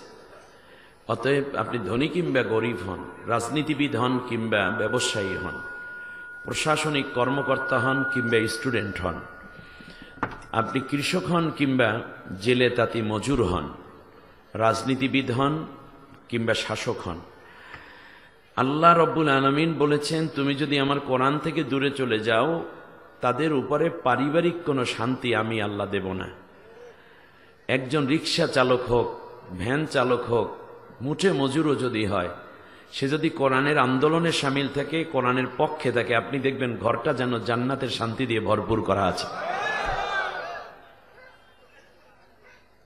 কারণ আল্লাহ নবী বলেছেন আহলুল কোরআনে হুম আহলুল্লাহ, যারা কোরআনের পথে থাকবে, কোরআনের আন্দোলন, কোরআন কায়েমের জন্য, কোরআনের বিধানের পক্ষে যারা লড়াই করবে, সংগ্রাম করবে, চেষ্টা করবে, মনোযোগী হবে, ওই ঘরটা সাধারণ কোনো ঘর থাকে না, ওটা আল্লাহর ঘর হয়ে যায়। অখাসাতুহু, আর ওই ঘরের মানুষগুলো আল্লাহর খাস বান্দায় পরিণত হয়ে যায়। তা আল্লাহর ঘরে কি আল্লাহ অশান্তি দিবেন না শান্তি দিবেন? শান্তি দিবেন, রাইট। অতএব আল্লাহ বলছেন ওমান আ'রাদা আন যিকরি ফাইন্না লাহু মাঈশাতান দনকা, আমার কোরআন থেকে দূরে চলে গেছো মানে পারিবারিক শান্তি, আত্মার স্থিতিশীলতা আমি রাখবো না, এটা শুধু তোমাদেরকে অস্থির করে রাখবো এবং কিয়ামতের দিন অন্ধ করে দেব। আপনি বাইরে বাইরে ঘুরছেন, আর আমি আসার সময় গাড়িতে আসতেছিলাম, আর চিন্তা করলাম এই মানুষগুলোতেও এই সব মামলার এই অভিযোগের অভিযুক্ত হয়ে আছে। তখন তারা বলবে লিমা হাসারতানি আমা ওয়াকাদ কুনতু বাসীরা, আল্লাহ আমি আজকে অন্ধ কেন, আমার তো চোখ ছিল দুনিয়ায়। আল্লাহ তাআলা বলবেন কাযালিকা আতাতকা আয়াতুনা ফানাসিতাহা ওয়া কাযালিকাল ইয়াওমা তুনসা, দুনিয়ায় যখন কোরআনের দিকে ডাকা হতো তুমি অন্ধের মতো অন্যদিকে ঘাড় ফিরিয়ে নিয়ে যাইতে, এই জন্য আজকে তোমাকে বাস্তব অন্ধ বানাই দিলাম।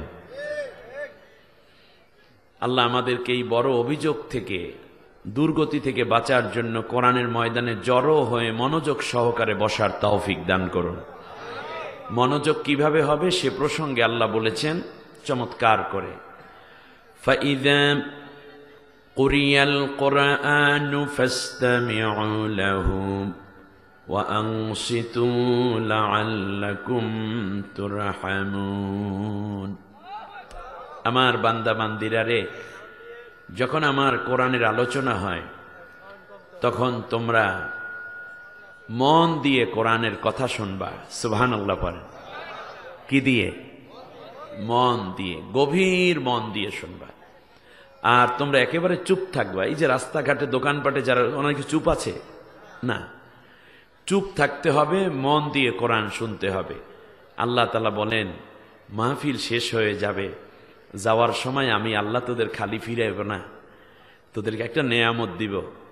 আমি আল্লাহ সেই ঘোষণা দিলাম যে তোদের প্রত্যেকের গুনাহগুলো মাফ করে আমি আল্লাহ রহমত দিয়ে তোদের বাড়িতে পাঠাই দেব। রহমত পাইলে তার গুনাহ থাকে, আর গুনাহ থাকলে সে রহমত পায় না। দুইটা বিপরীত শব্দ, একটা হলো গুনাহ আর একটা রহমত। গুনাহ হলো গজব, আর রহমত হলো বেগুনা মাসুম, নিষ্পাপ হয়ে যাওয়া। সুবহানাল্লাহ বলেন। নবীজি আরেকটু সুন্দর একটা সুসংবাদ দিয়েছেন, এটা বলি আমি একেবারে মূল কথায় ঢুকে পড়ি। নবীজি বলেছেন যখন কোনো ব্যক্তি ঘর থেকে বের হয়, ইয়াতাআল্লামাল কোরআনা আও ইউআল্লিমা, উদ্দেশ্য হচ্ছে সে হয়তো কোরআনের কথা বলতে যাচ্ছে অথবা কোরআনের কথা শুনতে যাচ্ছে। তা আমরা এসেছি কোরআনের কথা বলতে, বক্তা যারা, আর আপনারা এসেছেন কোরআনের কথা শুনতে। একসময় এই মাহফিলের অংশটা শেষ হয়ে যাবে। নবীজি বলেন যাওয়ার সময় তোমাদের প্রত্যেকের আমল নামায় হাজ্জাতান ও উমরাতান তাম্মাতান তাম্মাতান তাম্মা নবী 3 বার বলেছেন একটা কবুল হজের সওয়াব, পূর্ণ হজের সওয়াব আর পূর্ণ উমরার সওয়াব আল্লাহ তাআলা প্রত্যেকের আমল নামায় দান করে দিবেন। তাহলে যাওয়ার সময় আমরা খালি যাচ্ছি নাকি হজ এবং উমরার সওয়াব নিয়ে যাচ্ছি? এটা কি কোনো ত্রুটিযুক্ত হজ উমরা নাকি পূর্ণাঙ্গ হজ উমরা? আল্লাহ আমাদের জীবনে হয়তো অনেকে আছি আমরা কোনোদিন হয়তো হজ উমরায় যেতে পারবো না, কিন্তু কিয়ামতের দিন আপনি দেখবেন আপনার আমল নামায় হজ এবং উমরার সওয়াব আল্লাহ লিখে রেখেছেন। জিজ্ঞেস করুন, আল্লাহ আমি কবে হজে গেলাম? রহমতের ফেরেশতারা চারপাশে দাঁড়ানো আছে। নাজালাত আলাইহিমুস সাকিনা, সাকিনা নাজিল হচ্ছে, ওয়াগশিয়াত আলাইহিমুর রাহমা, চারদিকে রহমত দিয়ে ঘেরা অগণিত ফেরেশতাই মাহফিলকে বেষ্টন করে রেখেছে। ফেরেশতারা বান্দার সামনে এসে বলবে, ও আল্লাহর বান্দা, তুমি না মাহফিলে গেছিলা এই যে পাখিরহাট আল মদিনা ক্যাডেট মাদ্রাসার তাফসির মাহফিলে? ওই দিন মন দিয়ে কথা শুনেছ, তুমি কোরআনের কথা শুনেছিলা। তখন আল্লাহ খুশি হয়ে তোমার আমল নামায় একটা কবুল উমরার সওয়াব আর একটা কবুল হজের সওয়াব তোমার আমল নামায় আল্লাহ দান করেছেন। আল্লাহ যেন আমাদের সবাইকে এই নেয়ামতগুলো নেয়ার তৌফিক দান করেন, বলি আমিন। আলহামদুলিল্লাহ, আলহামদুলিল্লাহিল্লাযী হাদানা লিহাযা ওয়ামা কুন্না লিনাহতাদিয়া লাউলা আন হাদানাল্লাহ। والصلاة والسلام على رسول الله من لا نبي بعده وعلى آله وأصحابه أجمعين. فقد قال الله تبارك وتعالى في شان حبيبه آمرا ومخبرا: أعوذ بالله من الشيطان الرجيم. بسم الله الرحمن الرحيم. إن الله وملائكته يصلون على النبي يا أيها الذين آمنوا صلوا عليه وسلموا تسليما. اللهم صل على দুনিয়া পুরে রবে আমি একদিন থাকব না, সবাই আমায় ভুলে যাবে নবী, আপনি আমায় ভুলবেন না। আল্লাহুম্মা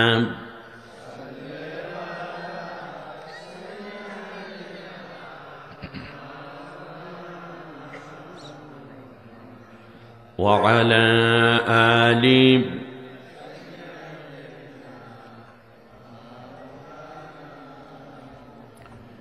নহে সমাপ্ত কর্ম তোমার,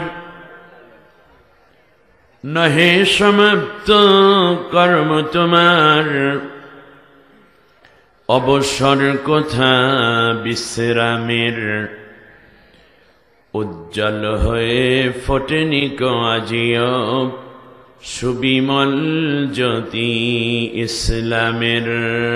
বালাগাল উলা বিকামালিহি كشف الدجى بجماله حسنت جميع خصاله صلوا عليه وآله. বাংলাদেশের সীমান্তবর্তী অঞ্চল কুড়িগ্রাম জেলার ফুলবাড়িয়ায় পাখিরহাট আল মদিনা ক্যাডেট মাদ্রাসার উদ্যোগে আয়োজিত তাফসীরুল কোরআন মাহফিল তৃতীয় বার্ষিক তাফসীর মাহফিলের সমাপনী অধিবেশন। সম্মানিত সভাপতি জনাব আলহাজ মোহাম্মদ নুরুজ্জামান সরকার সাহেব, চেয়ারম্যান ৮ নং হাসনাবাদ ইউনিয়ন পরিষদ, নাগেশ্বরী কুড়িগ্রাম। কোথায় চেয়ারম্যান সাহেব? পাশেই আছেন। মাশাআল্লাহ, আলহামদুলিল্লাহ। হ্যাঁ, অনেক সময় সভাপতিও পাওয়া যায় না কোনো কোনো মাহফিলে, ঠিক না? এমন একটা সময় ছিল যখন তাদের দলের লোকদেরকে সভাপতি প্রধান অতিথি না বানালে মাহফিলই করা যেত না, কিন্তু তারা আসিবে না, জোর করে এটা হতেই হবে। আর নাম না দেওয়ার কারণে বহু মাহফিলও বন্ধ করে দিয়েছে। আবার আবার তাদের মধ্যে আছে দুই গ্রুপ, একজনের নাম দিলে আর একজনকে না দিলে বলে তোর মাহফিল 12টা, যে ওনার দাওয়াত দিয়েছে আমার নাম কেন লিখলি না। কত ঝামেলা যে ছিল, আমি ওদিকে সময় নষ্ট করব না। তবে একটি হাদিস খুব মনে পড়তেছিল তখন, ইউকরিমুর রাজুলু ফি মাখাফাতি শাররি। নবী বলেছেন কিয়ামতের পূর্বে এমন একটা অবস্থা হবে, ব্যক্তিকে সম্মান করবে তার ভয়ের কারণে, মহাব্বতের কারণে না। কারণ ওনাকে সম্মান না দিলে আর একজনের 12টা বাজবে, এই ভয়ে বলবে স্যার কেমন আছেন, ভাই কেমন আছেন, দাদা কেমন আছেন। আসলে একটু দূরে গেলে মনে করে লাইতেই আর রাস্তার পাশে ফেলাই দিই, ঠিক না বলেন? কঠিন পরিস্থিতি গেছে। ভালোবাসা তৈরি হয় বন্দুকের নালে না, ভালোবাসা তৈরি হয় হৃদয়ে ভালোবাসার থেকে, ঠিক না বলেন? আয়োজিত এই মাহফিলে আল্লাহ তাআলা চেয়ারম্যান সাহেবকে নেক হায়াত দান করুন, বলেন আমিন। আপনাদের উদ্দেশ্যে প্রধান অতিথির বক্তব্য রেখেছেন জননন্দিত নেতা, আপনাদের সুখ দুঃখের বিশ্বস্ত সঙ্গী, তার পাশাপাশি অত্যন্ত বিচক্ষণ এবং শিক্ষাবিদ একজন। আপনি কি মাদ্রাসায় পড়েছেন? আমি তো মনে করেছি মাদ্রাসায় কামিল পাশ করেছি, একটা সত্য কথা যেটা আমি এখানে বসে। এরপরে কোন কওমি মাদ্রাসায় দাওরায়ে হাদিসে পড়ছে খুব সম্ভব। আরে কি সুন্দর করে কোরআনের আয়াতগুলো রেফারেন্স দিয়ে দিয়ে বললেন। যে মানুষটি বলে যে ইসলামে রয়েছে অন্য ধর্মাবলম্বীদের অধিকার, মান আযা দিম্মিয়ান ফাআনা খাসমুহু, যে অমুসলিমদেরকে যদি কষ্ট দাও বা সংখ্যালঘুদের কষ্ট দাও তাহলে কিয়ামতের দিন আমি নবী তার বিরুদ্ধে মামলা দায়ের করব। এ কথা নবী বলেছেন, সে আবার জানিয়ে দিলেন। সম্পদ সমবন্টন হবে জানিয়ে দিলেন, কারো উপর জুলুম হবে না জানিয়ে দিলেন, নারী তার অধিকার পাবে জানিয়ে দিলেন, রাষ্ট্রের মার গসব করা যাবে না, যারা নেতা থাকবে এমপি মন্ত্রী হোক, তারা যখন এই হাজার হাজার মানুষের সামনে এই কথাগুলো জানান, তারা যদি আমার দেশের এমপি হন তাহলে কি তারা এর বিপরীত কাজ করবে? জোরে বলেন। আমি তো মনে করি বিএনপির এমপি প্রার্থী যারা সম্ভব তাদেরও এইভাবে বলে দেয়া দরকার। উপজেলা চেয়ারম্যানিতে যারা নির্বাচন করবেন তাদের জানিয়ে দেয়া দরকার, কারণ তারা তো চুরি করবে না আমরা যতটুকু বিশ্বাস করি, তারা দুর্নীতি করবে না আমরা বিশ্বাস করি। তাহলে আপনাদেরও উচিত এইরকম মাহফিলে আসা বা প্রোগ্রামে জানিয়ে দেয়া যে আমরা কোনোদিনও জনগণের মাল আত্মসাৎ করব না, এই পলাতক সরকারের মতো আমরা কোনোদিন দেশের মাল বিদেশে পাচার করব না, দুর্নীতি করব না, দেশের টাকা আত্মসাৎ করে বাইরে কোনো ঘরবাড়ি করব না, আমরা মাদক নেব না, মাদকের পক্ষেও থাকব না, জেনা ব্যভিচার আমরা করব না, আমরা ধর্ষণ জেনার বিপরীতে আইন পাশ করব, আমরা ইনসাফ করব, আমরা উঁচু নিচুর ভেদাভেদ ভেঙে রাষ্ট্রীয় সম্পদ সকলের মধ্যে সমানভাবে বন্টন করে দিব, আমরা মানুষের নৈতিক উন্নয়ন করব। এই কথাগুলো বিএনপির ভাইদেরও বলা উচিত, অন্য দলের লোকদেরও বলা উচিত। তাহলে হবে কি, মানুষের আশ্বস্ত হবে। তবে আজকে একটি বিষয় স্পষ্ট হয়ে গেছে, যদি আমাদের আজকের সম্মানিত প্রধান অতিথি অ্যাডভোকেট মোহাম্মদ ইয়াসিন আলী সরকার সাহেব যদি আপনাদের সমর্থনে এমপি হতে পারেন, কমপক্ষে জনগণের মাল আত্মসাৎ করবে না, দুর্নীতি করবে না, জেনা ব্যভিচার ধর্ষণকে কোনোদিন প্রমোট করবেন না, আশ্রয় দেবেন না, মাদক থাকবে না, জনগণের মাল আত্মসাৎ করবে না, এই রাষ্ট্রের মধ্যে এই জনগণের মধ্যে অমুসলিমদের কোনো কষ্ট থাকবে না, নারী তার অধিকার পাবে, পুরুষ তার অধিকার ফিরে পাবে, আল্লাহর কোরআনের রাজ এই জমিনে কায়েম হবে।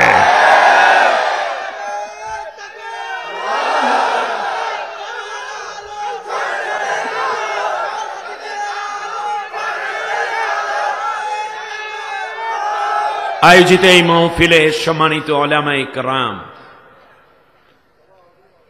প্রিয় এলাকাবাসী, মুরব্বিয়ান নিজাম, যুবক ভাইয়েরা, ছাত্র বন্ধুগণ, পর্দার অন্তরালের সম্মানিতা মা ও বোন, বিশেষ করে আমার আগে চমৎকার কথা বলেছেন আপনাদের এই কুড়িগ্রামেরই সন্তান হযরত মাওলানা ফখরুল ইসলাম হাদি। অনেক আগ থেকেই বন্ধুত্ব, খুব গুছিয়ে কথা বলেন, মিষ্টি মিষ্টি করে কথা বলেন, তাই না? কুড়িগ্রামের মানুষগুলো গুছিয়ে কথা বলতে চান, অত্যন্ত সরল প্রবণ, সৎ প্রবণ। আপনি কি একবার ভেবেছেন একজন জেনারেল শিক্ষিত মানুষ হলো তিনি মুসলিম, এই হিসেবে তাকে ইসলাম জানা দরকার ছিল? যে কাজটি আজকের প্রধান অতিথি বুঝিয়ে দিলেন, মাদ্রাসায় না পড়েও ইসলাম সম্বন্ধে জানার সুযোগ আছে একটি সংগঠন করার মাধ্যমে, ঠিক না বলেন? এই সংগঠনের নাম কি? এটা একটি ইউনিভার্সিটি। আপনিও শামিল হতে পারেন। ইসলামকে জানুন, নিজেকে উপলব্ধি করুন, কারণ আল্লাহ সুবহানাহু ওয়া তাআলা আমাদেরকে একটি টার্গেট নিয়ে তৈরি করেছেন, ঠিক না? সেই টার্গেটটা ছিল ইন্নী জাইলুন ফিল আরদে খলিফা, আমি তোমাকে খেলাফতের দায়িত্ব পালন করার জন্য দুনিয়ায় পাঠিয়েছি। খলিফা আমরা কার? আমরা কার খলিফা? আমরা কি কালমার্সের খলিফা, লেনিনের খলিফা, মাওসেতুং ডারউইন ফ্রয়েড হেগেলদের খলিফা? আমরা কার খলিফা? আল্লাহর খলিফা হলে আল্লাহর বিধানের জন্য কাজ করতে হবে, আর যারা অন্য মতাদর্শের কাম করে তারা তাদের খলিফা, ঠিক না বলেন? অতএব আমরা প্রতিনিধি কার? আমরা রিপ্রেজেন্টেটিভ কার? সুতরাং আমরা এই জায়গাটিতে কাজ করব। আজকে রাস্তা দিয়ে যখন আসতেছিলাম তখন দেখতে পেলাম মহিলা তাদের বাচ্চা নিয়ে কেউ দাঁড়িয়ে আছে, মেয়েরা রাস্তায় কেউ দাঁড়িয়ে আছে, হয়তোবা মাহফিল শোনার জন্য অপেক্ষা করছে। আজ বুকের ভেতরে মোচড় দিয়ে উঠেছে ফেলানির কথা।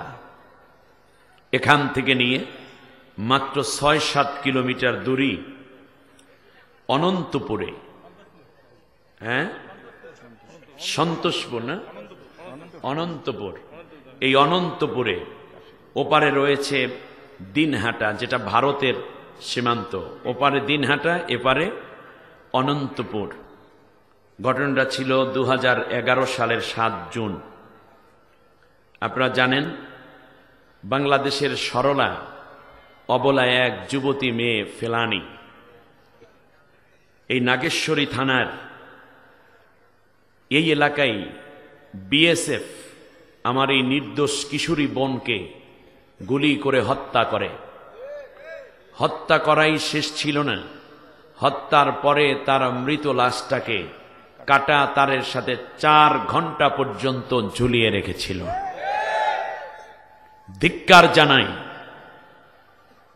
বিএসএফ এর এমন সাধ্য নয় বাংলাদেশের কোন নাগরিককে সে হত্যা করবে। লড়াই করে কুড়িগ্রামের মানুষেরা এখানে বেঁচে আছেন। আপনারা বীর জনপদের লোক, ঠিক না বলেন? আমরা একটি স্বাধীন সার্বভৌম দেশকে দালাল সরকার থাকার কারণে তারা যেভাবে এগিয়ে গিয়েছিল, কেবলমাত্র ওদের কারণেই তারা বেশি তাদের হাতটা বাড়িয়ে দিয়েছিল, কিন্তু হাত গুড়িয়ে দিয়েছে বাংলাদেশের ছাত্র সমাজ। এই বিচার কতটুকু হয়েছে, কিন্তু ফেলানিকে তো আমরা ফিরিয়ে পাইনি। বাংলাদেশের সবচেয়ে বড় সীমান্ত সংযোগ রয়েছে ভারতের সাথে, কিন্তু ভারত আমাদেরকে কি দিয়েছে? ভারত আমাদেরকে বর্ষার সময় পানি দিয়ে ডুবাইয়া মারে, আর যখন ড্রাই সিজন আসে তখন পানি আটকে রেখে আমাদের বালু দিয়া মারে, মরুভূমি বানায় দেয় এই 8টা জেলাকে, ঠিক না বলেন? শুধু তাই না, ফারাক্কাবাদের সমস্যা আজও সমাধান হয়নি। শুধু কি তাই, আমাদের 3 বিঘা করিডোরের যেই জায়গাটি রয়ে গেল সেইটার সীমান্তবর্তী দিনাজপুর দিয়ে তাদের অংশ তারা ঠিকই নিয়ে গেল ইন্দিরা মজিব চুক্তির মাধ্যমে, কিন্তু 3 বিঘার সমাধান তারা এখনো করে নাই। আমাদের তিস্তা চুক্তির পানির সমাধান তারা এখনো করে নাই। ফারাক্কাবাদের সমাধান এখনো তারা করে নাই। ভারত আমাদেরকে দেয় অবৈধ অস্ত্র, ভারত আমাদের সীমান্ত দিয়ে দেয় ফেন্সিডিল, ইয়াবা, কোকেন, তারি, মারজুয়ারা, প্যাথিডিন, ইয়াবা, হিরোইন, গাঁজা। ঠিক না বলেন? ভারত আমাদের থেকে নিয়ে যায় আমার দেশের অনেক সম্পদ, যা লুট করে করে নিয়ে যায়।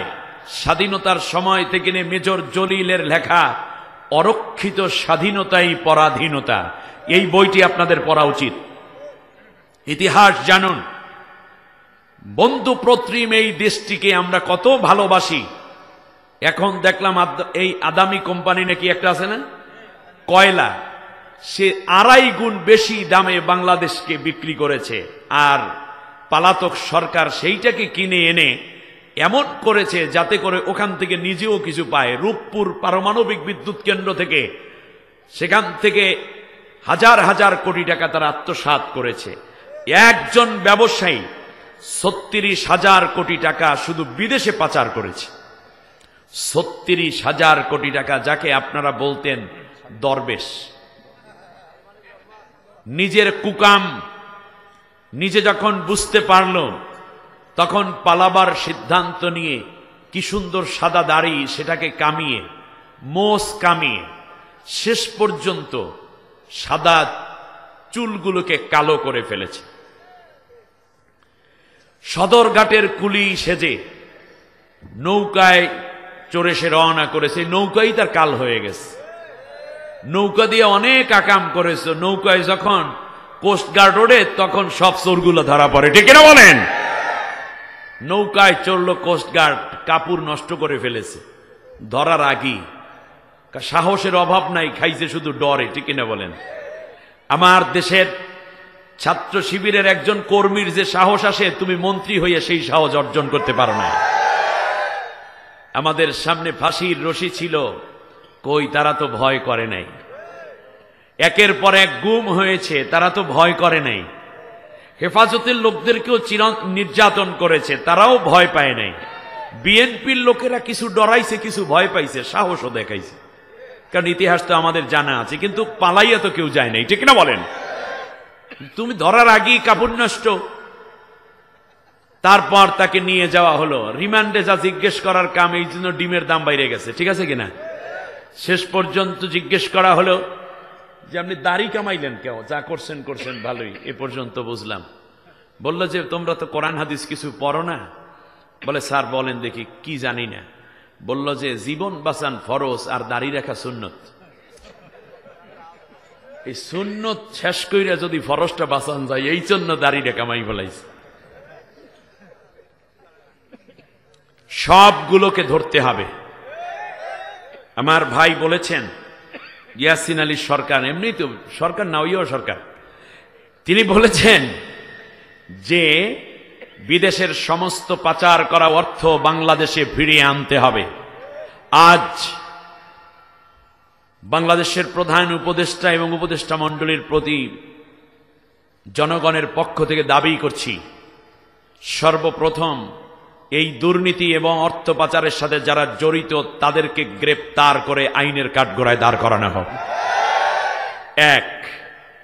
দ্বিতীয় হচ্ছে, তাদেরকে জেল থেকে আদালত পর্যন্ত নিতে, কিংবা ট্রাইব্যুনাল পর্যন্ত নিতে এই ভাজওয়ালা পাঞ্জাবি, ফুরফুরে মেজাজ আর মার দেওয়া শাড়ি আমরা দেখতে চাই না। এই দেশের মানুষ দেখতে চায় তাদের হাতের মধ্যে হাত করা পরানো আছে, পায়ের মধ্যে শিকল পরানো আছে, কোমরের মধ্যে ডাকাতের রশি পরানো আছে। তার কারণ তারা হাজার হাজার খুনের অভিযোগে অভিযুক্ত, বাংলাদেশের অর্থ পাচারে তারা অভিযুক্ত, বাংলাদেশকে তলাবিহীন ঝুড়িতে পরিণত করার অভিযোগে তারা অভিযুক্ত। এত নির্যাতন, এত হত্যার অভিযোগ যাদের কাঁধে, তাদেরকে জামাই আদরে দেখলে আমাদের রক্তক্ষরণ হয়। সুতরাং পরবর্তীতে ট্রাইব্যুনাল কিংবা আদালতে তাদেরকে নিতে, কারণ এই বাংলাদেশে এই জালেম সরকার নির্দোষ অনেক আলেমদেরকে গ্রেপ্তার করে সম্মানিত মানুষগুলোর হাতের মধ্যে লোহার শিকল পরিয়েছিল, পায়ের মধ্যে শিকল পরিয়েছিল, এমনকি তাদের কোমরের মধ্যে ডাকাতের রশি পড়াই আদালতে গালিগালাজ করতে করতে এনেছে নিয়েছে। ঠিক না বলেন? সম্মানিত মানুষদেরকে অপমানিত করা হল, আর চোরদের হাতে কেন শিকল পড়ে না জানতে চান। সম্মানিত ভাইয়েরা, সবগুলো ঠিক হবে, কিন্তু আমাদের একটু ধৈর্য ধারণ করতে হবে ইনশাআল্লাহ। আসুন আজকে আল্লাহর শুকরিয়া আদায় করছি যিনি আমাদেরকে এই চমৎকার মাহফিলে বসা এবং উপস্থিতি থাকার জন্য কবুল করেছেন। আমরা সবাই পড়ি আলহামদুলিল্লাহ। কারা উপস্থিত হবে কোরআনের মাহফিলে? আল্লাহ বলেছে। আল্লাহ রাব্বুল আলামিন বলেন, তুম্মা আওরাসনাল কিতাবাল্লাযীনা ইসতাফাইনা মিন ইবাদিনা।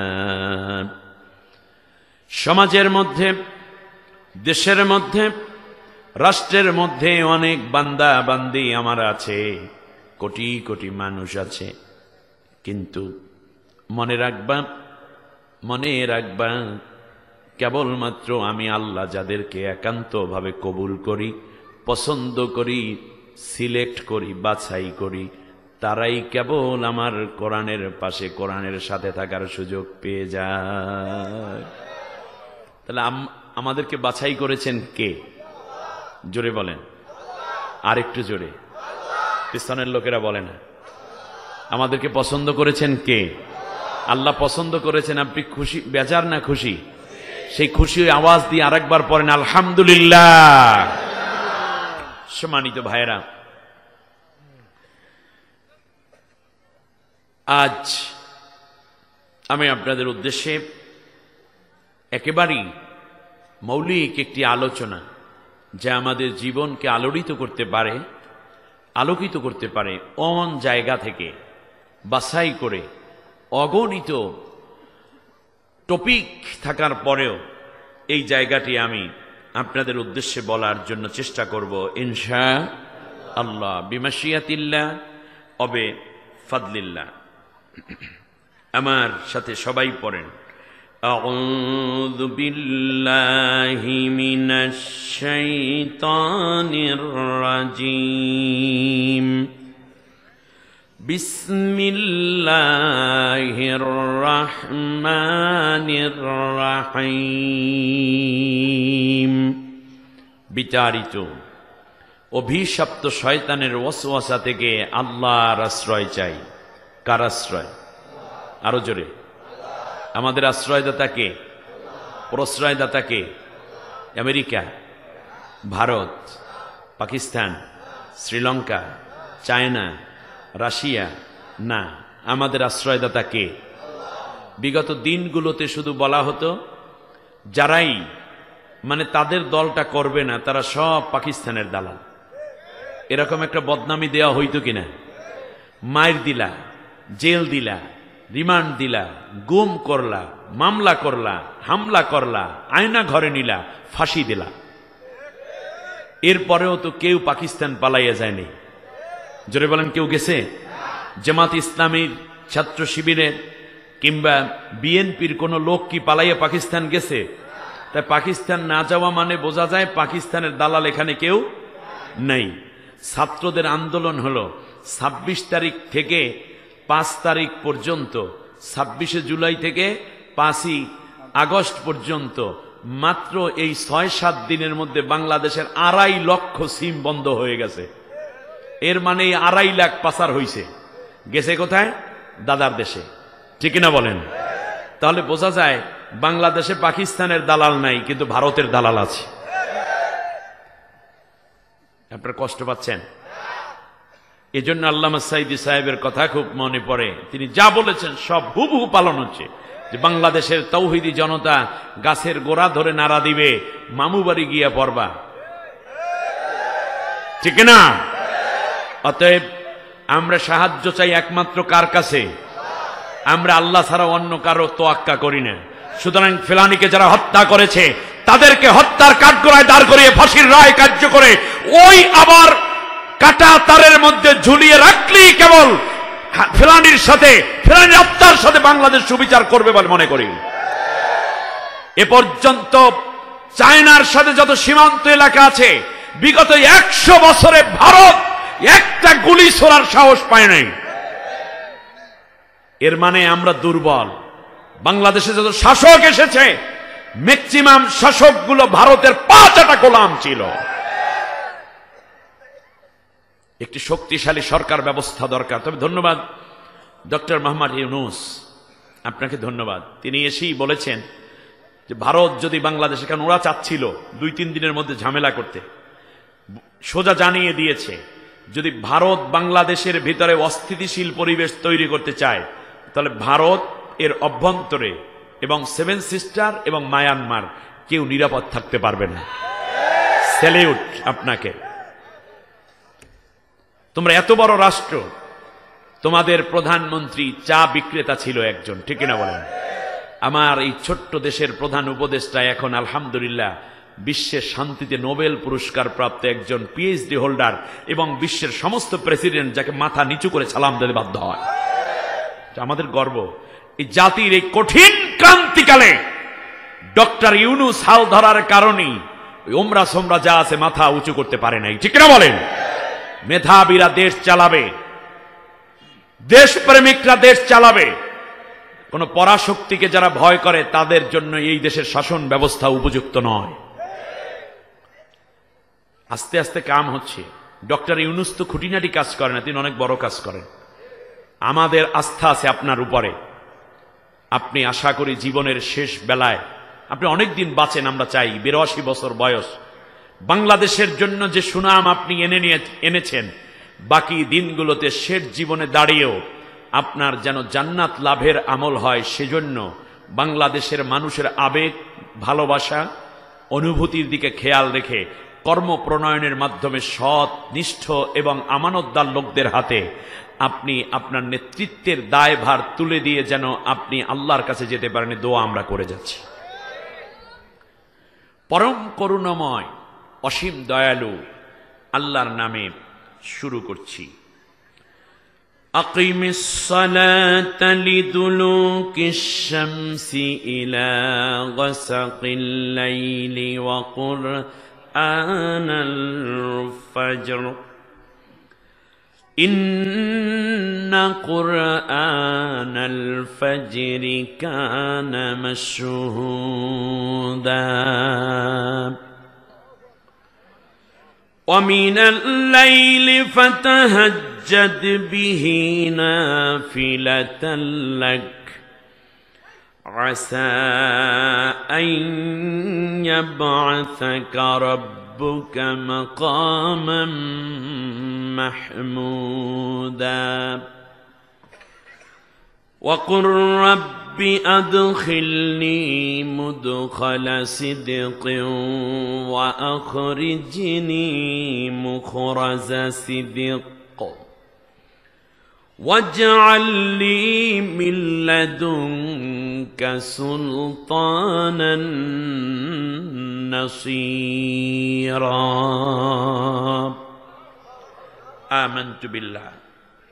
অর্থ হচ্ছে, হে তামাম দুনিয়ার ইমানদার বান্দা বান্দি, সবাই মন দিয়ে শোনো, তোমরা নামাজ কায়েম করো সূর্য যখন হেলে যায় এবং রাত পর্যন্ত। আর মনে রেখো, ফজর ওয়াক্তে তো তোমাদের কোরআন তিলাওয়াত করতেই হবে, কারণ ফজরে যেই কোরআন তিলাওয়াত হয়, এই তিলাওয়াতটুকু কিয়ামতের দিন আমি আল্লাহর কাছে তোমাদের জন্য সাক্ষী হয়ে যাবে, আমার কাছে তোমার জন্য সুপারিশ করতে থাকবে।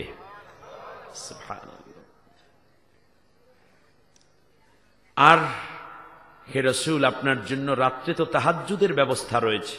ওয়ামিনাল লাইলি ফাতাহাজ্জাদ বিহি নাফিলাতাল লাক। আর এই তাহাজ্জুদ নিঃসন্দেহে তোমার জন্য অতিরিক্ত একটি ইবাদত। তবে এই ইবাদতটুকু যখনই করবে মনে রাখবা, আসা আইয়া বাআসাকা রব্বুকা মাকামাম মাহমুদা।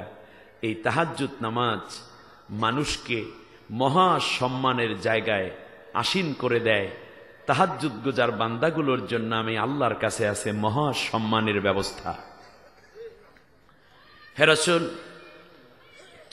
আমি আল্লাহর কাছে দোয়া করতে থাকি এই বলে যে আল্লাহ, তুমি আমাকে সততার সাথে এই মদিনায় প্রবেশ করাও, একদিন সততার সাথে এই মক্কা থেকে তুমি আমাকে বের করে নিও, আর মদিনা এবং দুনিয়ার মধ্যে আল্লাহ তাআলা তুমি আমাকে একটা সালতানাত দাও, একটা রাষ্ট্রশক্তি দাও, যার দ্বারা আমি বোঝাতে পারবো যে ইসলাম প্রচার প্রসার এবং প্রতিষ্ঠার মাধুর্যতা এবং শ্রেষ্ঠত্ব কত বেশি।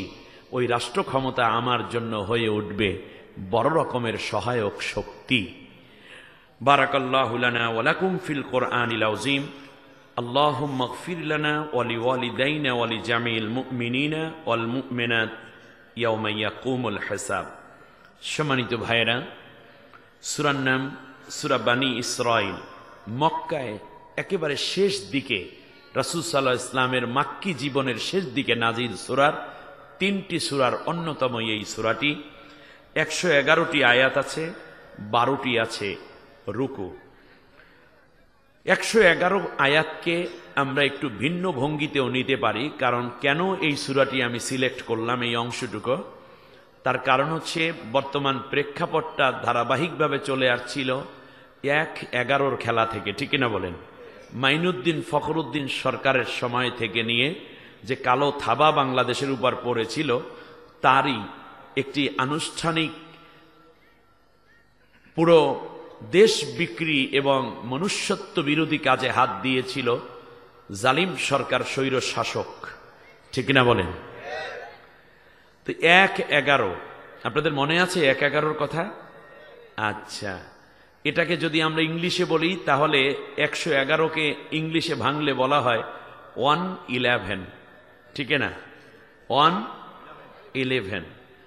সেই প্রেক্ষাপট নিয়ে আজকের আলোচনায় কতটুকু সামঞ্জস্যতা আছে তার ধারাবাহিক আলোচনাটা আমি আপনাদের উদ্দেশ্যে পেশ করার চেষ্টা করব। 111 আয়াতের মধ্য থেকে আমি আপনাদের উদ্দেশ্যে 3টি আয়াত তেলাওয়াত করেছি। 1 নম্বর হচ্ছে 78 নম্বর আয়াত, 79 নম্বর এবং 80 নম্বর। কয়টা আয়াত হলো? যেহেতু এটা তৃতীয় বার্ষিক মাহফিল, এজন্য আমি 3টি আয়াত তেলাওয়াত করেছি। 12টি আছে রুকু। 12টা রুকু মানে হচ্ছে যে সরকার পালাইয়া গেছে এরা খুব বেশি বাড়াবাড়ি করেছিল, ঠিক না বলেন? এজন্য 12 রুকুওয়ালা একটা সূরা আমি নিয়েছি। তার কারণ কবি বলেছেন 12 তুমি যতই বাড়িবে একদিন 12 তোমার বাজিয়া উঠিবে। যত বাড়বা নিজের জীবনে তত 12টা বাজবে, ঠিক না বলেন? আর আমি চিন্তা করেছি আমি রাত 12টার মধ্যে ওয়াজ শেষ করব, কিন্তু 12টা বাজতে আর মাত্র বাকি আছে কত? আধা ঘন্টার মতো, তাই না? আমি আধা ঘন্টার বেশি ওয়াজ করব না। আমি কর্তৃপক্ষকে এসেই জানিয়ে দিয়েছিলাম, কারণ আমার যেতে হবে ঢাকাতে, অনেক দূর, আপনারা জানেন প্রায় 400 কিলো রাস্তা। আপনাদের দোয়া নেয়ার জন্য আজকে আলোচনা শুরু করলাম। যদি কোনোদিন তৌফিক হয় হয়তো বিস্তারিত বলবো। সম্মানিত ভাইয়েরা, প্রথমে আসি। আল্লাহ সুবহানাহু ওয়া তাআলা বলেছেন নামাজ কায়েম করো। কখন বলেন তো দেখি? হ্যাঁ, আকিমিস সালাতা লিদুলুকিশ শামসি ইলা গাসাকিল লাইলি ওয়া কুরআনাল ফাজরি ইন্না কুরআনাল ফাজরি কানা মাশহুদা। তাহলে বোঝা যায় এই জায়গাটিতে আল্লাহ সুবহানাহু ওয়া তাআলা নামাজের কথা বলেছেন। কয় ওয়াক্ত বলেন তো দেখি? না, আকিমিস সালাতা তারাফিন নাহারি, যখন সূর্যটা হেলে পড়ে, অ্যাটলিস্ট জুহুর ওয়াক্ত, ঠিক না বলেন? এরপর বলেছেন যখন ইলা গসাকিল লাইল, যখন রাত্রিটা শুরু হয়। তাহলে এখানে কয় ওয়াক্তের কথা আছে? 2 ওয়াক্ত। কোন কোন ওয়াক্ত বলেন দেখি? জোহর এবং মাগরিব। এরপরে শেষের দিকে বলেছেন অকুরআনাল ফাজর, তাহলে ফজরের কথাও আছে। তাহলে কয় ওয়াক্ত নামাজ পাইলেন এখানে? 3 ওয়াক্ত। বাকি 2 ওয়াক্ত কোথায় আছে? আল্লাহ রাব্বুল আলামিন বলেন শোনো, আকিমিস সালাতা তারাফিন নাহারি ওয়া যুলাফাম মিনাল লাইল। আল্লাহ রাব্বুল আলামিন এই আয়াত দ্বারা মূলত রাত্রের প্রথম ভাগকে বোঝাতে গিয়ে এশা নামাজের ওয়াক্তের কথা বললেন এবং জুহুর ওয়াক্তের কথা বললেন। কয় ওয়াক্ত হলো? বাকি আছে কোন ওয়াক্ত? আল্লাহ রাব্বুল আলামিন বলেন হাফিজু আলাস সালাওয়াতি ওয়াস সালাতিল উসতা ওয়া কুমু লিল্লাহি কানিতিন। মধ্যপ্রতি নামাজের হেফাজত করো আর সব নামাজের প্রতি যত্নবান হও। এই সলাতুল উস্তা দ্বারা দুনিয়ার সমস্ত মুফাসসিরিনে কেরাম একমত। এর দ্বারা বোঝানো হয়েছে মূলত আসর নামাজকে। আসরকে বোঝাতে গিয়ে আল্লাহ রাব্বুল আলামিন আসরের নামে একটা সূরা নাজিল করে বললেন, ওয়াল আসর ইন্নাল ইনসানা লাফি খুসর। আসর নামাজের কসম, আসর ওয়াক্তের কসম। কয় ওয়াক্ত নামাজ পাইলাম? ভান্ডারীরা বলে নামাজ এক ওয়াক্ত, এছাড়া তারা নামাজই নাকি পায় না। অথচ আল্লাহ রাব্বুল আলামিন 5 ওয়াক্ত নামাজের কথা বললেন। নবীও বারবার বলেছেন, আকিমিস সালাতা খামসা আওকাতিন, 5 ওয়াক্ত নামাজ তোমরা ওয়াক্তিন, 5 ওয়াক্ত নামাজ তোমরা কায়েম করবা, 5 ওয়াক্ত নামাজ তোমরা আদায় করবা। নবীও পড়েছেন কয় ওয়াক্ত? সাহাবীরা, ইমাম আবু হানিফা, এরপরে যত হক তরিকার আছে সবাই পড়েছেন 5 ওয়াক্ত। এবার রয়ে গেল জুমার নামাজ। আল্লাহ রাব্বুল আলামিন জুমার নামাজটাকে বোঝাতে গিয়ে জুমার নামে একটা সূরাই নাজিল করে বললেন, ইয়া আইয়ুহাল্লাযীনা আমানু ইযা নুদিয়া লিস-সালাতি মিন ইয়াউমিল জুমআতি ফাসআউ ইলা যিকরিল্লাহি ওয়া দারুল বাই'। আল্লাহ রাব্বুল আলামিন বলেন, যখন ঈমানদারগণ শোনো তোমাদেরকে নামাজের জন্য ডাকা হয়, বিশেষ করে জুমার নামাজ, তখন ব্যবসা বাণিজ্য, হাল চাষ, দোকানদারি, কর্মক্ষেত্র, অফিস আদালত সব ছেড়ে দিয়ে মসজিদের দিকে দৌড়াও, জুমার নামাজটা আগে আদায় করে নাও। নামাজ যখন শেষ হয়ে যাবে, ফাইযা কুদিয়াতিস সালাতু ফান্তাশিরু ফিল আরদি ওয়াবতাগু মিন ফাদলিল্লাহ। নামাজ যখন শেষ হয়ে যাবে, আবার কৃষক জমিনে নেমে পড়ো, ফসলের মাঠে আবার কাজ শুরু করে দাও। মহিলারা যারা আছো ঘর কন্যার কাজে লেগে যাও। অফিস আদালত যারা ছেড়ে এসেছো তারা আবার অফিসে প্রবেশ করো। যে যেখানে যেখানে ড্রাইভার আছো সে সেই ড্রাইভিং এর কাজ শুরু করে দাও। আবার জুমার নামাজ যখন শেষ হয়ে পড়বে, যার যার কাজে শুধু লেগে পড়বে না, সেই সময় তোমরা আমি আল্লাহকে ভুলে যেও না। কাজ করবা আমার পন্থায়, আমার নিয়মে। আমি যেটা করতে বলেছি সেটা করবা। নবী যেইভাবে যেই কাজ করেছেন সেইভাবে সেই কাজ করবা। আমি আল্লাহকে স্মরণ করে করে কাজ করতে থাকবা। নামাজের মধ্যে যেমন আমি আল্লাহ সওয়াব দেব, তোমার কর্মক্ষেত্রের মধ্যেও তেমনই সওয়াব নসিব করে দেব। পেছন থেকে একজন সামনে চলে আসে, এই চেয়ার খালি দেখা যাবে না।